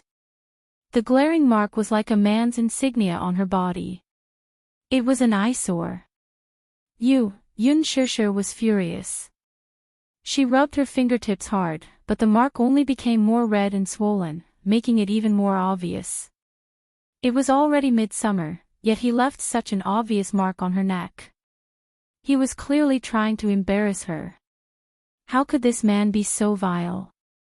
She turned around and gritted her teeth. "Muyaja, you're too much. This is punishment." "Punishment?" Yun Shishir widened her eyes in disbelief. What a self-righteous man. She turned around and left the room in anger. Muyaja stared at her back view as she left in a huff. His lips curled into a triumphant smile. Yun Shishir rushed into the kitchen and leaned against the sink. She scooped up a handful of water and splashed it on her burning cheeks as if this was the only way to cool down her burning skin quickly. She took a wet towel and wiped her cheeks and neck repeatedly. She rubbed it fiercely as if she wanted to wipe off the man's scent and marks on her body. However, after a while, she sighed in vain. Why did he have to make things difficult for himself? Was he torturing himself as well? Grumble, a long and weak sound came from her stomach. She was hungry. Biting her lower lip, she opened the fridge gloomily. There were not many ingredients left at home. There were only a few eggs, a piece of beef, and a bundle of dried noodles. Thus, she thought of making some food to fill her stomach and then rushing to the hospital to replace Yunyeqing. Her culinary skills were not considered good. When she was in the Yun family, all the household chores were done by her. At that time, she was still studying. Although she had to work daily and was very busy, Yunyeqing's 3 shifts were reversed. Li Qin had never cooked before, so she could not count on Yun not to do so. Thus, she had to cook all 3 meals at home. After she moved out of the Yun family and stepped into society, she was often overwhelmed with work. Fortunately, Yu was obedient and sensible. Feeling sorry for her busy work, he bought a stack of cookery books from the bookstore and developed some good culinary skills. In the end, Yu's cooking was far beyond her standards. However, her culinary skills were not bad. The beef was sliced and fried out of the wok. The noodles were placed in the wok and 2 eggs were placed on top. After a while, a large bowl of noodles was brought out of the kitchen. Muyaja smelled the aroma from far away in the bedroom. Smelling the aroma, he walked out of the room. Yun Shishir went back to the kitchen to get a pair of chopsticks and a spoon. When she came out, she saw the man sitting at the dining table leisurely, holding a bowl of noodles and tasting a mouthful of broth. It was surprisingly delicious. The man raised his eyebrows and licked away the soup stain on the corner of his lips with the tip of his tongue. Clearly, he was savoring the taste. Muyaja lowered his head and stared at the noodles in the bowl. In addition to the noodles, there were 2 poached eggs and a few slices of beef. But for some reason, the aroma was overflowing and aroused his appetite. There was no doubt that he was hungry, too. He did not feel anything at first, but when the aroma wafted into the room, his taste buds had a subtle reaction. What is this? He had never seen a noodle soup with such ingredients. The chefs hired by the Mu residents were all high-class chefs from 5-star hotels. Their culinary skills were well known. Whether it was Chinese, Western, or French cuisine, they were a piece of cake. However, no matter how delicious it was, after 20 years of repeated cooking, one would get tired of it. Chapter 298. After all, young Master Mu had been living a luxurious life since he was young, so he had never seen what was called vermicelli. Could it be that someone as rich as him had never eaten vermicelli before? That was true. This was the food of the commoners. A noble like him would never have the chance to try it. Yun Shishir was silent. She was a bit speechless. She placed the chopsticks and spoon on the table. A certain man naturally picked up the chopsticks and began to eat the vermicelli. He was actually eating with relish. Outside the window, the sunlight spilled into the windowsill. Muyaja's back was straight. Even when he was eating the vermicelli, he still had an elegant manner. He was very quiet and did not even make a single sound. She finally believed that he was a true noble. The good etiquette that he had received since he was young was clearly displayed at the dining table. Even if he was holding the most common bowl of vermicelli in his hands, he still maintained the noble and elegant aura of a noble. This kind of aura was not fake. If it wasn't for the elegant etiquette that he had received since he was young, This kind of aura would have seeped into his bones over the past 10 years. Yun Shishir helplessly pursed her lips. Seeing that her portion of vermicelli had been snatched away, she could only turn back to make another one. When she brought it out again, Muyaja had already silently finished the vermicelli in the bowl. It seemed like it was to his taste, not even a drop of broth was left. She glanced at the bowl and saw that he had really finished it all. He had eaten it very elegantly, not even a drop of broth was spilled on the table. The etiquette of a noble was really complicated. Isn't he tired? Yun Shishir silently cursed in her heart. She sat at the table and was about to eat the vermicelli when she saw Muyaja's deep gaze land on the bowl of vermicelli in her hand. This is mine, she muttered unhappily. To be precise, the portion that he had just eaten was originally hers. Seeing the hidden desire in his eyes, she quickly used her hand to protect the bowl of vermicelli. She was afraid that he would snatch it away again, so she warned him, "This bowl of vermicelli is mine." "Cook me another bowl," he demanded confidently. After finishing the bowl of noodles, he still wanted more. Yun Shishir had obviously underestimated his appetite. He was a man after all, and he hadn't eaten his fill for the entire night. Naturally, he was hungry. Her brows furrowed, and she was speechless. "If you want to eat more, go cook it yourself."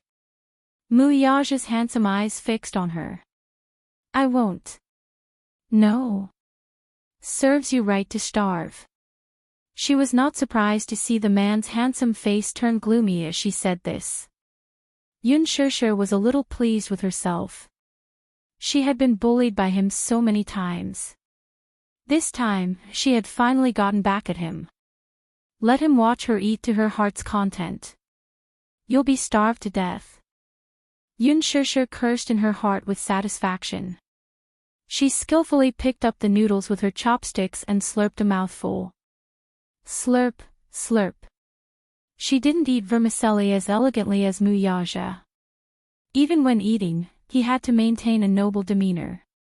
He didn't even make a sound when eating vermicelli. If you want to eat vermicelli, you have to slurp it. Yun Shishir was really hungry, so she was too lazy to care about her demeanor in front of him. She took a big bite and stuffed her mouth full. When eating vermicelli, it was inevitable to make a small sound. Chapter 299. Muyaja frowned a little. Although he felt that she didn't look ladylike, he didn't know why, but seeing her eating like this, coupled with the slurping sound of the noodles, he felt that the noodles were even more delicious. Yun Shishir was so engrossed in her food that she did not realize that the man sitting opposite her had quietly stood up and silently appeared beside her. He leaned over, grabbed her hand that was holding the chopsticks, and kissed her on the lips. He put the noodles that she had just eaten into his mouth. Muyaja's lips curled into a smile, clearly finding it delicious. Yun Shishir was stunned. She suddenly wiped her lips with the back of her hand and pushed the bowl of noodles in front of him. After being teased by him, she completely lost her appetite. "You eat, I'm not eating anymore." "Why, are you angry?" "Who cares about you? Go and eat your clear soup noodles." Yun Shishir glared at him speechlessly and went to the bathroom to take the washed clothes to cool. Muyaja saw her angry appearance and was in a good mood. He sat back at the table and enjoyed the noodles in the bowl with satisfaction. When Yun Shishir came back from cooling the clothes, there was no one at the table. The sound of the shower came from the shower. From time to time, the man's frustrated curses could be heard. He was sweating a little after eating the noodles. Plus, he was sweating in the hot and stuffy hospital, so he wanted to take a shower. However, there was a problem with the water heater. The water came out intermittently and it was sometimes cold and sometimes hot. This made a certain young master who had always lived a good life suffer a little. Yun Shishir's lips twitched. This man really didn't treat her as an outsider. He completely treated this place as his own home. After washing the dishes, there was a knock on the door. Yun Shusher was suspicious. She opened the door and was shocked by the solemn scene outside. In the narrow corridor, there were 2 rows of men in black suits standing straight. Each of them had a cold expression and didn't smile. The 2 men standing at the front were holding a stack of clean clothes and walked in as if there was no one around. Just then, the bathroom door opened and Muyaja walked out with a gloomy face. The water heater was hot and cold. At this moment, his face was as black as ink. The man in the suit stood behind him and handed the clothes over. Muyaja was rubbing his wet hair with a towel. His lower body was wrapped in a teddy bear bath towel, and his upper body was bare. His well-defined muscles were stained with water, making him look exceptionally sexy and charming. Yun Shusher's gaze fell on the teddy bear bath towel and she held her forehead in annoyance. This bath towel was specially used by Yu. Every time the little fellow finished bathing, he would drape this bath towel over his body. However, when it was used on a man, it was so small that it could only cover half of his body. Hey! Yun Shusher pointed at the towel on his body. This is Yu's special towel. Muyaja glanced at her unhappily. And? My son is obsessed with cleanliness. Yun Shusher mocked. Muyaja's lips twitched. He could no longer maintain his elegant bearing. Woman, you let my son live in such a shabby place. Chapter 300. Your so-called lousy place costs a few thousand a month. Young Master Mu, I'm not like you, who is so rich that you can rival a country. This place is already very decent. It's just that the water heater is broken. This man was too much. What did he mean by lousy place? Did he think that everyone was like him, with mountains of gold and silver at home? This was the capital. It was not a small city. Even if the apartment here was not in a good location, the land price was not cheap. A month's rent was already very considerable for her. Muyaja, however, asked, do we need to rent such a lousy place? Yes, the man in the suit helped him change into clean and fresh clothes. Muyaja impatiently rubbed his wet hair and walked forward to pick her up. Let's go. Ah, where are we going? I can't tolerate my woman and son living in a pigsty. Pigsty. Wait, did he say that her home was a pigsty? She was about to throw a tantrum when Muyaja strode over and, without giving her a chance to protest, half-carried her to the door before kicking it open with a kick. The landlord next door heard the commotion and opened the door, only to see the corridor full of bodyguards. He couldn't help but be stunned. She looked up and saw the tall man who was carrying Yun Shusher downstairs. She was shocked. She took a closer look and saw that it was Yun Shusher. She immediately went forward and said, Hey, by the way, I've been looking for you for the past 2 days. Why haven't you been home? Your rent this month, the apartment Yun Shusher rented was a property under her name. When the building opened, she bought 2 units. One of them was intended to be her son's future wedding house. However, her son was still in high school. She felt that it was a waste to leave it empty, so she simply renovated it and rented it out. As soon as she finished speaking, Muyaja impatiently refused, I'm not renting it. Ha! The landlord was stunned as he watched them leave. Chairman Mu, how about this one? It's 532 square meters, 7 rooms, 3 halls, and 5 guards. It has a private garden and a swimming pool. The villa has a total of 5 floors and has a private elevator. At the Shandiwalk sales office, a sales manager was introducing a luxurious villa to a cold-looking man sitting on the sofa. Muyaja took the brochure from his hand, glanced at it, and lowered his head to ask the woman in his arms for her opinion. Do you like it? Yun Shusher was still in a daze. She shook her head. Seeing her shake her head, Muyaja didn't ask why she didn't like it. Instead, he directly said to the sales manager who was looking at him expectantly, change. Good. Please wait a moment, Chairman Mu. The manager did not have the slightest impatience and respectfully retreated. Yun Shushu raised her head and looked around. She still felt like she was in a dream. Xiangti Walk was a high-end real estate developed by Dishing Financial Group this year. It catered to high-end customers. The average price of a 500 square meter villa was as high as 80 million yuan. After conversion, the average price was 160,000 yuan per square meter. It was so extravagant that it made people speechless. This real estate had villas, bungalows, and high-end apartments for high-class white-collar workers. It had a retro palace-style Mediterranean style. It was luxurious, dignified, and uniquely elegant. It was one of the most luxurious real estate in the capital. The sales manager did not recognize Mu Yaja at first. He only thought that he was an ordinary customer, so he did not pay much attention to him. Chapter 301. After all, he was just a sales manager. With such an ordinary status, he had no chance to meet Dishing's CEO in person. Hence, when Mu Yaja walked into the sales hall with Yun Shushu in his arms, he treated them as ordinary customers. However, it was not until his assistant introduced them. Manager Li, this is our boss, the CEO of Dishing Financial Group, Mr. Mu. Only then did he feel greatly surprised. Xiangti Walk was one of Dishing Financial Group's assets, but he could never have imagined that the mysterious CEO Mu was so young. Moreover, he was shockingly handsome. Who was the woman beside him? He had heard that the CEO had a fiancée. Could this be her? On second thought, the manager smiled, but he immediately understood what was going on. His attitude became even more respectful.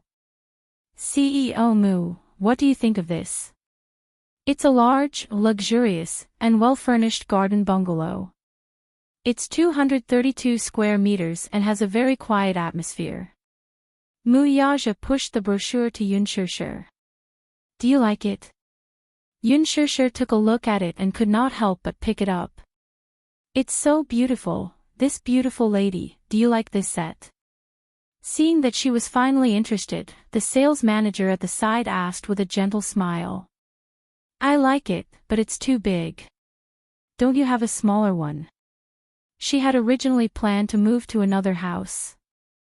Her father had given her a bank card with a sum of money in it. However, at 200 square meters, it was a little too big. Usually, she, Yu, and her father lived together, so it was a little too spacious. The manager smiled embarrassedly. He. This is already the smallest bungalow, what about the condominium? Yun Shushu asked again. The manager wiped his sweat and helplessly said, the first phase of the condominium was sold out 5 months after it opened.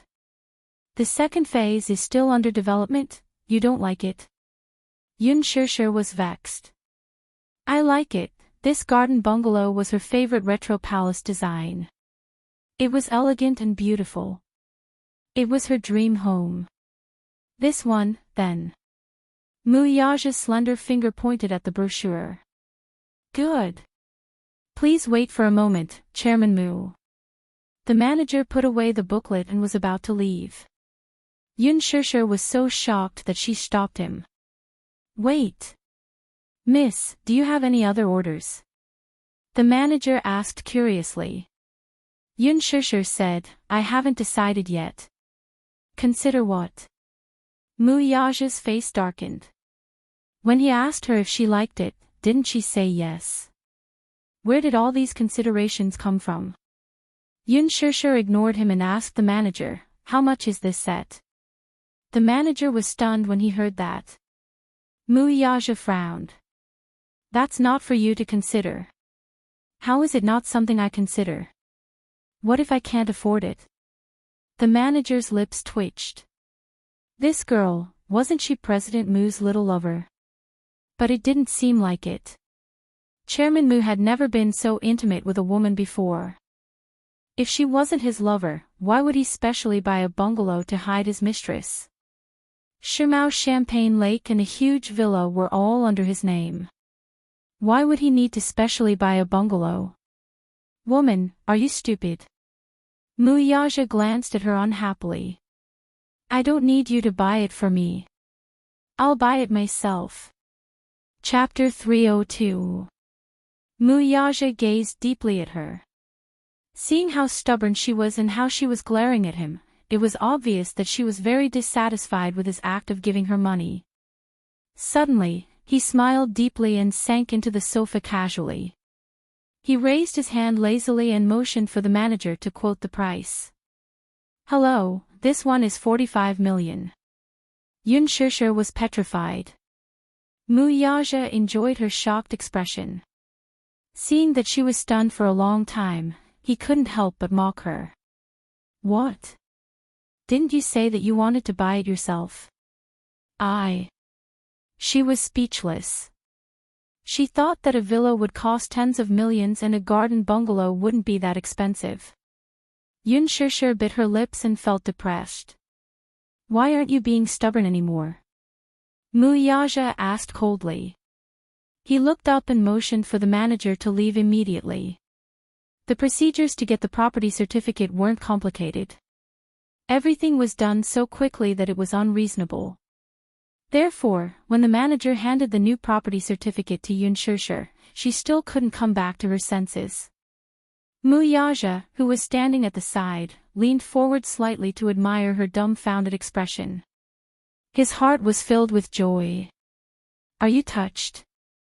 You don't have to sleep in the slums anymore. Why did you give me this bungalow? Was this man going to use this to sign an unfair contract with her again? Muyaja saw her wary expression and couldn't help but mock her. Do you want me to watch my son sleep in a pigsty? That's not a pigsty. Yun Shishir emphasized again. Muyaja glanced at her and didn't say anything else. To him, that kind of place was no different from a pigsty. It was small and unsafe. There were dozens of residents living in that building. It might even be more than that. It was difficult to avoid miscellaneous people. In addition, the security was not in place, so anyone could come and go as they pleased. How could he allow his woman and son to live in such a foul place? However, at that moment, the woman in front of him looked stubborn and carefully protected her pitiful self-esteem in front of him. For some reason, he didn't say anything else. He said indifferently, "This is a gift." Yun Shishir's expression froze. That bowl of noodles as a gift. Yun Shishir was a little confused. What did he mean? A bowl of clear soup in exchange for a luxurious mansion. In this way, her bowl of noodles was worth tens of millions. Heavens, this was undoubtedly like winning the lottery, right? So, if I make a few more bowls of noodles for you, will you give me a few more mansions? Muyaja looked at her speechlessly. Yun Shishir looked at him provocatively. Without a doubt, if he agreed, she would make noodles for him every day. They had to eat him dry. His phone's ringtone interrupted the strange silence in a timely manner. Muyaja originally wanted to cut off the call, but when he saw the screen, his expression turned serious. He immediately walked to the side and picked up the phone, replying in a deep voice, "Grandpa." On the phone, the old master's voice was gloomy and angry, but he tried to control himself. You finally know how to answer the phone. If I don't call you, you won't know where you are. Seeing that he was silent, the old master became even more furious. Do you still know how to go home? Wanru called you so many times, why didn't you answer? Do you still see her as your wife and me as your grandfather? Chapter 303. Grandpa, I'm not married to her yet, Muyaja said solemnly. What do you mean by that? So what if you're not married? She's your fiancée and your future wife. Are you trying to drive me to my grave? Grandpa Mu was infuriated. He coughed violently and cursed, You're trying to make me angry. Grandpa, on the other end, Mushing bellowed in exasperation, cut the crap. I'll give you 20 minutes. Come back immediately. Do, the call was hung up. Muyage's expression turned cold and gloomy in an instant. When Yun Tianyu woke up, the sun was already high in the sky. When he opened his eyes, he realized that he had been transferred to a different ward. It was even a special ward. Luxurious decorations, elegant style, and excellent equipment. A ward was actually created with a magnificent atmosphere. It had a living room, a study room, and a bathroom. His eyes swept across the room and saw Yun Yeqing lying on the bed with his clothes on. He was snoring lightly and heavily with a tired face. He had not slept for 2 days and 2 nights, he was already exhausted. Why is it him? Yun Tianyu frowned slightly, but he did not care too much about it and did not wake him up. He did not have much hatred for Yun Yeqing. He just felt that this man was too incompetent for causing his mother to suffer so much. In his heart, a man who caused his mother to suffer was useless. Did he need to say all sorts of excuses for not being able to protect someone? They were all excuses. If his mother chose to forgive him, he would also choose to let it go. Grumble, Yu rubbed his belly. He was a little hungry, so he got out of bed and shuffled to the living room in his slippers. Li Hanlin was sitting on the sofa. When he saw him coming out, he immediately stood up and greeted respectfully, Director Yun, Why are you here? Grumble, before he could finish his sentence, his stomach growled again. Li Hanlin looked at him with a smile in his eyes. Hungry. Yun Tianyu looked away in embarrassment, feeling that his smile was a little dazzling. Did you bring food? Yes. I knew that you would be hungry when you woke up, so I brought your favorite Fuji bento. Li Hanlin said as he took out a bento and placed it on the table. Who asked me to be the special assistant of the 24 filial piety? Where's my mommy? When I came earlier, she was already gone. Nodding his head, he sat on the sofa and gracefully finished his lunch. Li Hanlin hurriedly took out a stack of board documents and passed them to him. Yu took the documents and flipped through them one by one. These documents were all proposals from the board meeting and would be submitted to him for final approval. Those who agreed would sign their names, and the rest would be dismissed. As he flipped through the documents, he coldly remarked, "These old good-for-nothings are getting more and more useless as they get older." The more he read, the more his brows furrowed. Abruptly, he threw the document in his hand into the air. The official documents were scattered all over the ground, like snowflakes drifting down. He stood up expressionlessly, walked to the floor-to-ceiling window, and coldly said, "Since they're so useless, why don't they just lie in their coffins? I'll kindly burn a pile of paper money for them." Li Hanlin was silent. How black-bellied, Li Hanlin silently criticized him in his heart. This was his usual style, though. Chapter 304. Yun Tianyu snorted. Humph. You're trying so hard to replace me. You should know your place first. Li Hanlin was shocked and hurriedly said, "No one in the company can replace Director Yun's position. That's for sure." Yun Tianyu turned to look at him intently. "Without me, the company is nothing but a wasteland." Li Hanlin was shocked. Although his words were calm, they hit a sharp edge and were extraordinarily bold. If someone else were to say this, they would be considered arrogant. But when it came from his mouth, it was incomparably convincing. Then, the official documents, reject them all. Understood. Li Hanlin arranged the documents and suddenly stood up. Director Yun, are you willing to meet the person outside? Who? Li Qin. He opened the door and saw Li Qin standing uneasily outside. He did not know how long she had been waiting. Her face lit up with joy when she saw the door open, but her heart plummeted at the sight of Yun Tianyu walking out with a cold face. Why are you here? Yun Tianyu glanced at her coldly, mocking her for her ridiculousness. This is my ward, why can't it be me? Li Qin was speechless for a moment, but when she realized that this was not the time to bicker with him, she hurriedly asked, "Where's your mommy? I want to see her." Yun Tianyu sneered, not taking her seriously at all. "Who are you? Is my mommy someone you can meet whenever you want?" Li Qin's face turned red at his words and she bellowed in exasperation, "You child, why are you so stubborn? How can you talk to your elders like that?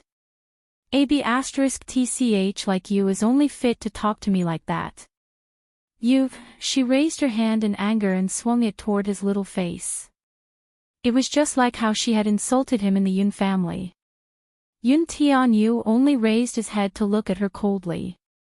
Her palm swung toward him with a swift and fierce gust of wind. Her eyes did not even blink as they emitted a trace of coldness. Li Hanlan's face darkened. He quickly blocked her palm, grabbed her wrist, and pushed her to the ground. She landed on her but as if she was going to fall apart. Li Hanlan's strength was not small. In front of him, she did not have the strength to fight back at all. She was in so much pain that she cried out. Yun Tianyu casually walked up to her and looked down at her from above. His lips curled into a mocking and cold smile. "Li Qin, why are you looking for my mommy?" Li Qin grimaced in pain. Hearing his question, she sneered disdainfully, "If there's anything, I have to discuss it with your mommy. I won't tell you. What would a child like you know?" Hee hee. "Yun Tianyu, you're getting more and more impudent. I'm your elder, I don't want to listen to nonsense." Yun Tianyu impatiently interrupted her. "Since you want my mommy to help you, why don't you give me a reason for her to help you?" Li Qin's expression changed, and a trace of bitterness appeared on her face. At least it's on account of the 20 years of mother-daughter relationship between me and her." Chapter 305. Friendship. What a mother-daughter relationship. Was it the friendship of 20 years of oppression and humiliation? Was it the friendship of being ostracized by him? He still could not forget the dark and heavy memories of his childhood. If that was the so-called affection. Yun Tianyu let out a lazy laugh. "All right, on account of our friendship." Which ward? She did not know if it was Yu's extraordinary aura or something else, but she actually answered hesitantly, 502, let's go." Yun Tianyu turned and ordered. Li Hanlan immediately followed his footsteps. He couldn't wait to see how miserable Li Qin and Yun Na were right now. Li Hanlan looked back at Li Qin with pity and mourned for her in his heart for a few seconds. Of all people to offend, she had to offend a little devil like Yun Tianyu. She would not even know how she died. It was no wonder that Li Qin had shamelessly come here. Now, she was forced into a corner and had no other way out. Yun Tianyu walked to the door of the ward and saw a group of onlookers crowding around it. He was not in a hurry to enter. Instead, he stood at the door and looked into the ward through the window. At one glance, he saw Yun Na hiding in a corner, covering her face and howling in pain. Her voice was hoarse and broken. The wound on her face was originally infected and suppurated. Now that someone had pulled it, the bandages on her face were scattered messily. Her face was stained with blood, and even her hospital gown was dirty. At this moment, Li Dongxiang stood in front of the hospital bed and kicked her body from time to time. He opened his mouth and scolded, "I told you to return the money, but you didn't listen to me, did you? Do you really think that I can't do anything to you just because you're hiding in the hospital? *TCH. Brother Chang, I don't have money. I really don't have money. No money. I think you don't want to return it. If you don't want to, I'll take out your photos for others to admire. Who knows, maybe they can be sold for a good price." He suddenly took out a stack of photos in his hand. It was unknown what kind of unsightly content was in the photos. When Yun-na saw it, she immediately turned pale with fright. She immediately knelt down and reached out to snatch it. No, when Li Dongqiang saw her, he got angry and kicked her to the corner of the wall. Yun-na's head slammed into the wall, and blood immediately flowed out of her head. She coughed out a mouthful of blood. How disgusting, muttered Yun Tianyu coldly. Li Qin also rushed over. However, when she stood at the door and saw the messy ward, she froze on the spot and did not dare to step in. She didn't dare. She didn't have the guts. Li Dongqiang was a well-known hooligan in this area. It was not that they had not seen his methods before. He was vicious and merciless. She did not know how he managed to find his way to the hospital. As soon as he stepped into the ward, he threw Yun-na onto the ground with a slap. Li Qin was scared out of her wits by the commotion. Knowing that the debt collectors had come knocking on her door, she hurriedly ran out of the ward, hoping to find Yun Yeqing and Yun Shishir to settle this matter. Both Yun Yeqing and Yun Shishir were rich. If she were to ask them for money and return it, they wouldn't be so heartless as to leave her in the lurch. However, now, looking at her daughter, who was in such a miserable state, crying and begging for mercy with a bloody face, she could not move her feet. She was afraid that she would be implicated if she went in. She could not take a beating. Chapter 306. Li Dongqiang was not afraid at all. At this moment, he was in public. The other patients and their family members in the ward had already fled the ward in fear. Li Dongqiang was not a busybody. He was only here to find Yun-na to repay the debt he owed. He would not cause trouble for other unrelated people. Li Qin, who was standing at the door, was so frightened that her legs turned to jelly. She was so frightened that she wanted to cry but did not dare to make a sound. She could only hide at the side and panic. Yun Tianyu looked at her coldly. In the face of disaster, the mother-daughter relationship was just this. This was a debt she had caused, so she had to bear it herself. Misfortune came with evil, the wheel of fortune had turned. With that thought in mind, he wanted to leave. However, just as he took a step, he heard Yun-na's anguished screams from the ward. I really don't have money. Brother Chang, my sister has money. She has money, you can ask her for it. I'm her sister, her only sister. She'll definitely help me pay it back. Yun Tianyu stopped in his tracks. The corners of his eyes were instantly dyed with cold anger. His body emitted a dangerous and frightening aura. He turned his head and looked into the ward. Yun-na was crying bitterly as she hugged Li Dongqiang's trouser leg. She seemed to be clutching at the last straw as she said with reddened eyes, my sister has money. You can ask her for it, she'll definitely help me pay it back. She was the one who helped me pay the previous debt. Yun Tianyu was startled and clenched his fists tightly. Mommy helped her pay the debt. When, he actually did not know. Yun-na, haven't I made myself clear to you that day? Didn't you make me suffer enough last time? You said that your sister was pure, lovely, and a stunner. You even said that you wanted to give her to me to pay off your debt. What happened in the end, though? Not only was your sister not a virgin, but she also had an illegitimate child. More importantly, she had a sugar daddy behind her. I didn't even touch her, and I was almost killed. Do you think I'll fall for your trick again this time? Find trouble with her. Even if you have the guts, I won't dare to. You should be the one asking. I don't dare to provoke her again. Yun Tianyu's brows knitted tightly, and his face turned pale in an instant. Don't force me, Brother Chang. Yun-na cried helplessly. At that time, I really didn't know what kind of sugar daddy was taking care of her. You didn't know, but now you know. Damn it, I've never seen someone as heartless as you. Your elder sister has always doted on you. That day, I sent someone to ask her to collect the debt. From her tone, it seems like this isn't the first time she's cleaned up your mess. If I hadn't threatened her with her son, she wouldn't have cared about you." Suddenly, a child's tender voice came from the door. "When did this happen?" Li Dongqiang looked back and saw Yun Tianyu standing at the door with a pale face. His beautiful eyes were as deep and empty as a bottomless abyss. "Where did this little baby come from?" Li Dongqiang frowned and scolded. "You don't need to know who I am. Explain what you said just now." Yun Tianyu was not in the mood to care about his rude words.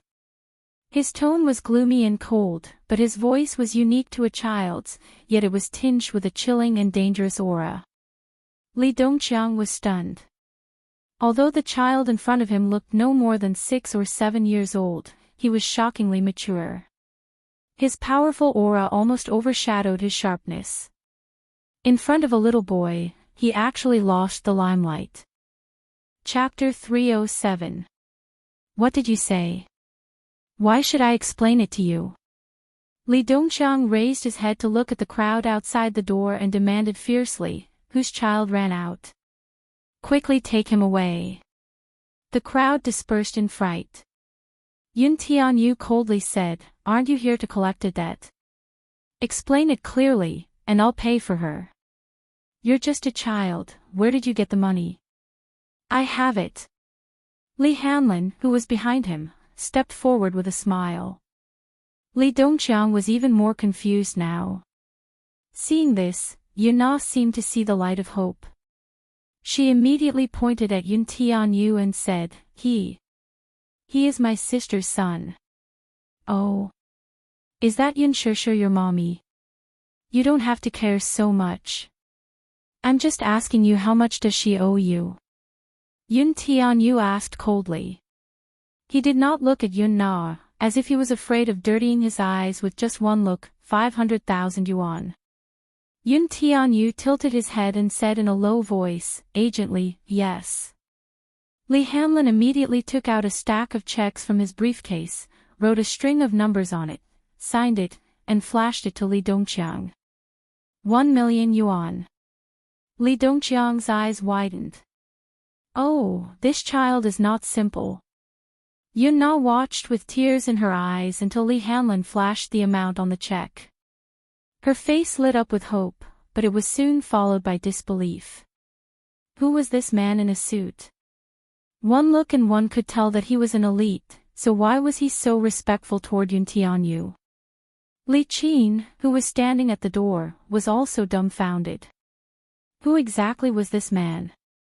How could he casually write a check for 1 million yuan? What was more shocking was that this man was submissive and obedient to Yun Tianyu, a child. What was the relationship between these two? Li Qin could not figure it out. Li Dongqiang smiled wickedly and went forward to take the check. Li Hanlin's hand, which was holding the check, moved slightly, and he caught nothing but air.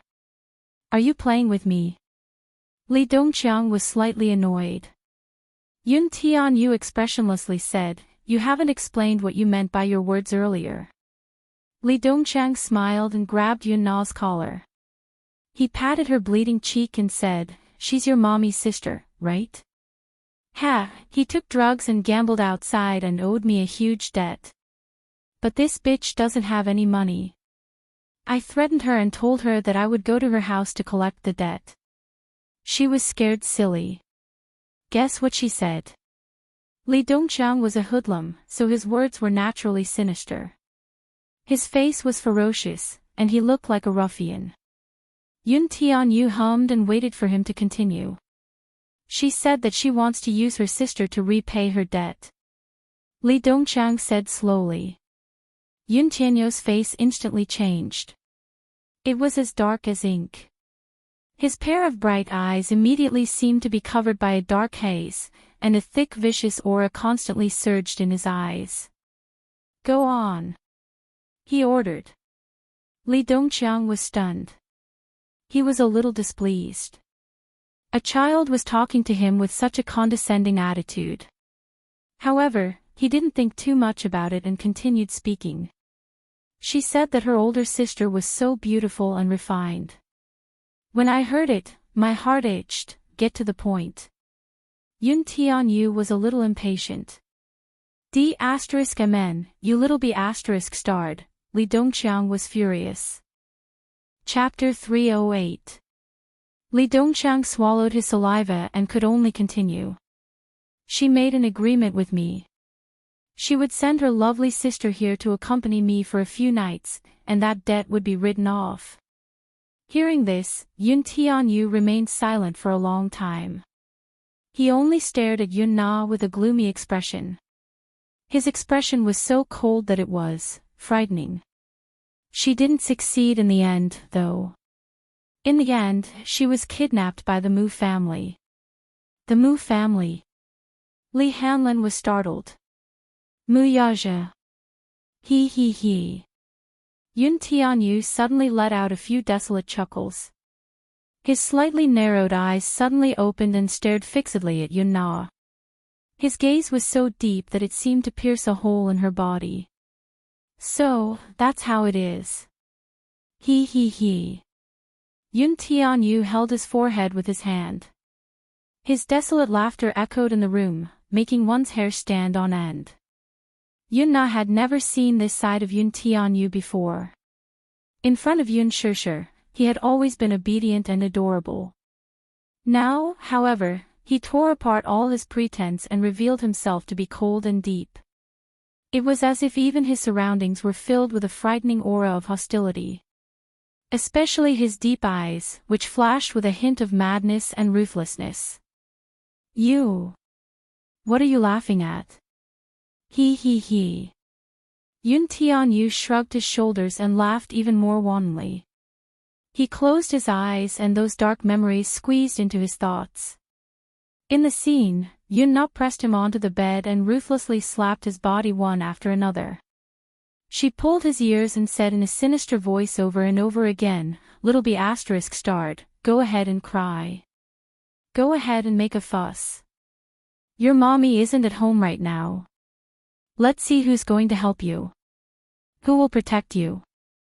Those dusty memories, under the stimulation, broke out of their cage and flashed before his eyes like a merry-go-round. He. His slightly trembling laughter contained the pain of his memories being torn apart. Li Dongqiang shook his head and sighed. "I didn't expect you to be willing to pay for her debt. Repaying evil with good, isn't it? She harmed your mommy, don't you hate her?" Hate? Yun Tianyu opened his eyes abruptly. There was a flash of murderous intent in his eyes. How could he not hate her? Overflowing hatred. Sigh, I originally wanted to throw her into the pond to feed the fish. Initially, when he heard that she was going to enter the entertainment industry as a celebrity, he even took a bunch of pornographic photos of her to blackmail her. Now that she was disfigured, her acting career had come to an end. "Since you're paying for her debt, I'll give you these photos." Li Dongqiang passed the photo to Yun Tianyu and reached for Li Hanlin's check again. Li Hanlin coldly grabbed his wrist, rendering him unable to move. "Why, are you going back on your word? Did I say that I'll repay her debt?" Yun Tianyu's voice was cold and mocking. Yun Na's heart leaped to her throat again. She thought that she was saved, so why was Yun Tianyu going back on his word? Could it be that the check was fake? Did he not mean what he said just now? His heart was like a roller coaster, hanging high for a moment, then falling to the bottom of the valley. "Then what you said just now," Yun Tianyu coldly retorted, "she owes you so much money, yet you're throwing her into the pond. How pitiful is that? Poor mommy. All the grievances she had suffered all these years were written off so easily." Chapter 309. Throwing her into the pond like this is too merciful. He suddenly threw the photo in his hand into the air and sneered. "Chop her up and feed her to the sharks. Her death is not worth pitying." His voice was clearly so innocent, but it was now very deep and penetrating. It was as cold and eerie as the tide. Every word seemed to be squeezed out from between his teeth, and it was inexplicably hair-raising. Yun Na was so shocked that she hid behind Li Dongqiang in fright. In her heart, Yun Tianyu was no less terrifying than Li Dongqiang, who had been in the underworld for decades. In fact, he might even be more terrifying. Li Qin, who was at the door, was so frightened that she forgot to breathe. At this moment, no one considered that Yun Tianyu was only 6 years old. His words were probably just a child's babble. They only saw the bone-chilling expression on his young face. Cold and hateful, he looked at Yun Na as if she were something filthy. Little kid. Are you joking? Li Dongqiang laughed awkwardly for a while.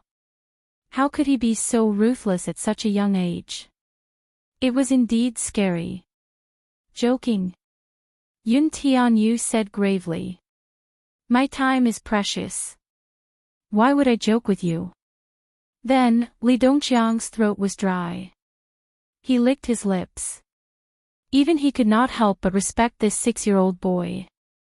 You mean, I'll give you the money. You deal with the person. Do you understand? Li Dongqiang was still in disbelief. He looked suspiciously at Li Hanlin, who was beside him, only to see the latter looking down at the little lad with a frown. His eyes were filled with indescribable heartache and complexity. Agent Li, you. Li Hanlin suddenly squatted in front of him and held his shoulders with a worried look. Don't be blinded by hatred. Yun Tianyu did not seem to hear his advice and coldly said, give him the money. He did not want to deal with this kind of person personally. He was afraid that it would dirty his hands. Li Hanlin's expression was complicated. I want you to give him money. Do you understand? Yun Tianyu gripped his wrist with a pale face. His pair of black eyes stared straight ahead. Li Hanlin stared at Li Dongqiang's pale face and frowned. Finally, he stood up and handed the check to Li Dongqiang.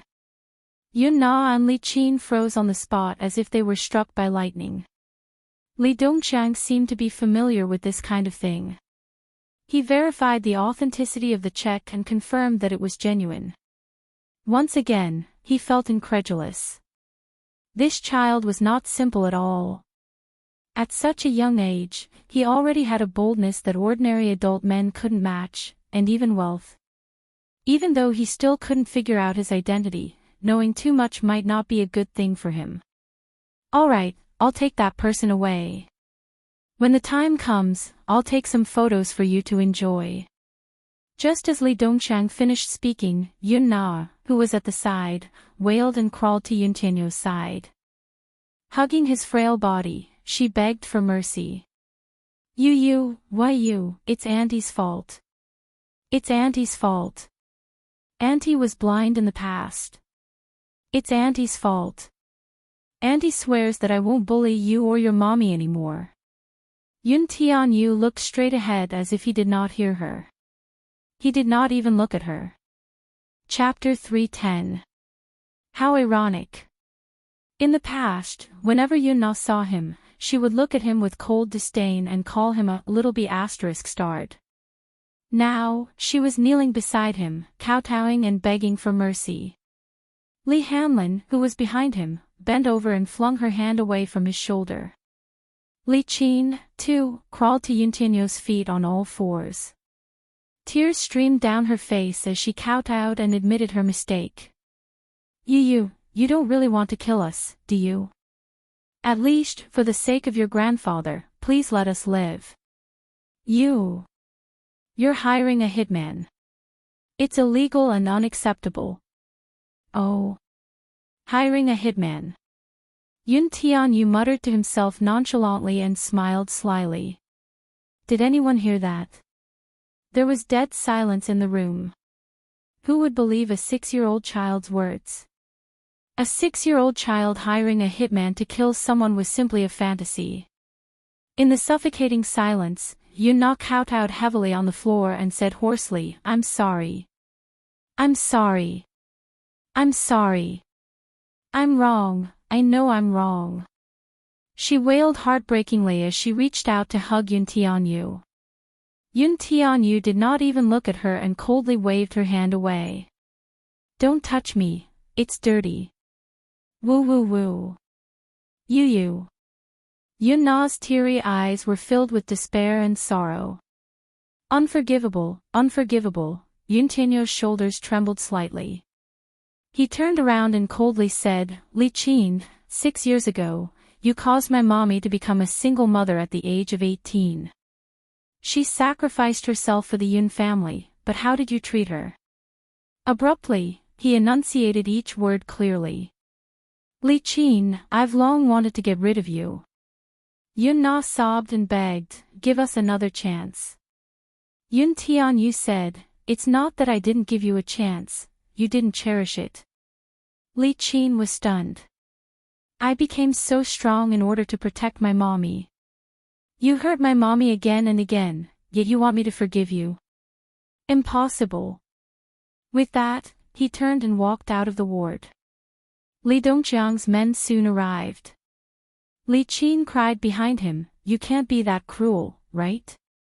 Yun Tianyu ignored her and quickly left the ward. Behind him were Li Qin and Yun Na's despairing faces. Back in the ward, he closed the door behind him. Yun Tianyu stood at the doorway, looking cold and ruthless. When Li Hanlin saw this, his heart ached and he hugged him tightly. Her weak body seemed to be unable to withstand a single blow. Although he wasn't his child, after a year of master-servant relationship, he had already treated him as half a family member. After witnessing his ruthless means in the business world, he was in awe of this child from the bottom of his heart. However, in front of Yun Shishir, he looked innocent and cute. When he looked at Yun Shishir, his eyes were pure and untainted. This purity was without any pretense, as if this was how he should be. However, hatred had dyed this purity black. He originally thought that it was because of his superb acting skills that he was able to switch between the front and the back. But now, it seemed that he no longer thought so. What kind of childhood did this child have that he could do such a cruel thing? Cruel, to a child, it was especially cruel. He did not know how dark his childhood was to be able to gnash his teeth in hatred to kill someone. Chapter 311. At the Mu residence. Mu Yaja parked his car in the garage and walked into the living room. Both Mu Sheng and Mu Wanru were there. Grandpa Mu sat in the armchair with a solemn expression. Mu Wanru, who was kneeling beside him, was carefully massaging his legs and massaging them from time to time. Grandpa Mu's face turned ashen when he saw Mu Yaja. He snorted coldly. You finally know how to come home. Grandpa. Mu Yaja greeted him. Mu Wanru looked at him. She opened her mouth a few times but did not say anything. Grandpa Mu slammed the table. He was obviously furious. Where have you been for the past 2 days? You still know about this house? I was busy. Busy? What were you busy with? You were busy with a woman's bed. Grandpa Mu was furious. Mu Wanru immediately patted his chest that was heaving up and down due to his anger. She said gently, Grandpa, don't be angry. Don't hurt your body. He must be busy with the company's affairs. That's why. Humph. He's busy. Wanru, you're always thinking of him, but has he ever thought of you? Mu Wanru's face stiffened. Her eyes were filled with grievance. The atmosphere in the living room was extremely tense. It was as if a storm was brewing. Mu Yaja sat on the sofa and brewed a cup of tea. He looked calm as if he did not care about Grandpa Mu's anger. Grandpa Mu was furious when he saw Mu Siju's nonchalant attitude. Who did you give the bungalow at Shangdi Walk to? Grandpa Mu narrowed his eyes. His face was gloomy. Mu Yaja furrowed his brows. It was obvious that his every move in the past few days was being monitored. Grandpa Mu soon heard about what he had done 15 minutes ago. This realization made him somewhat displeased. Hence, he remained silent in the face of Grandpa Mu's interrogation. Not talking. Seeing that Muyaja was silent, he sat up straight and threw a file in front of Muyaja. He asked coldly, "At least explain this matter clearly." Muyaja expressionlessly took out a stack of documents and a few photos from the folder and glanced at them coldly. Sure enough, Grandpa Mu had sent someone to investigate Yun Tianyu. Mu Wanru also walked over curiously and picked up the photos. Her expression froze and her heart sank. She did not know that he was investigating Yun Tianyu. He had no idea. Mu Wanru secretly gritted her teeth. The situation did not develop as she had expected. If Mu Xing were to investigate Yun Tianyu, he would definitely find out about Yun Shishir. At that time, if they found out about the incident from more than 10 years ago, Mu Wanru's heart was suddenly in her throat and her breathing stopped. Mu Xing was in a fit of anger, so he did not notice her abnormality. He only asked coldly, "Have you investigated this child's matter clearly?" Muyaja's deep gaze fell on Mu Wanru, who was unsettled, and he slowly answered, "No. I think this child is about 6 or 7 years old." "When did this happen?"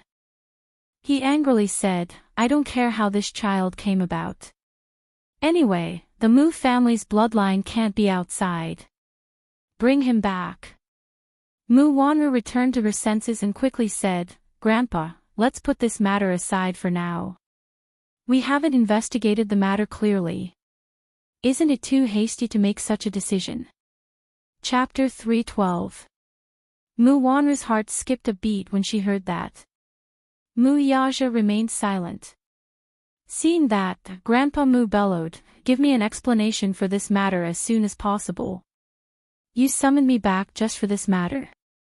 Muyaja frowned. It was not that he had never thought of letting Yu return to the Mu family. However, now was not the time. He already had solid evidence in his hands, but he was still a little short of it. "Of course not." Grandpa Mu calmed his anger and said in a low voice, "Arrange your marriage with Wanru as soon as possible." Mu Wanru's face lit up with joy when she heard that. She pretended to be shy and asked, "Grandpa, why so sudden, marriage?" Muyaja's eyes twitched dangerously. "Why? If you don't arrange it as soon as possible, how long do you want to delay it? She's your fiancé and your childhood sweetheart. Now that both of you are of age, your marriage naturally can't be delayed any longer. Otherwise, I won't feel at ease even if it's delayed for a moment."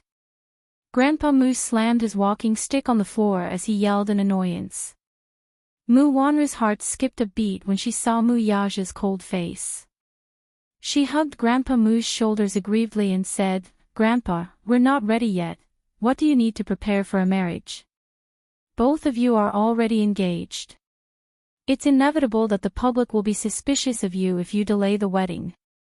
Besides, Wanru, it's not that I want to nag at you.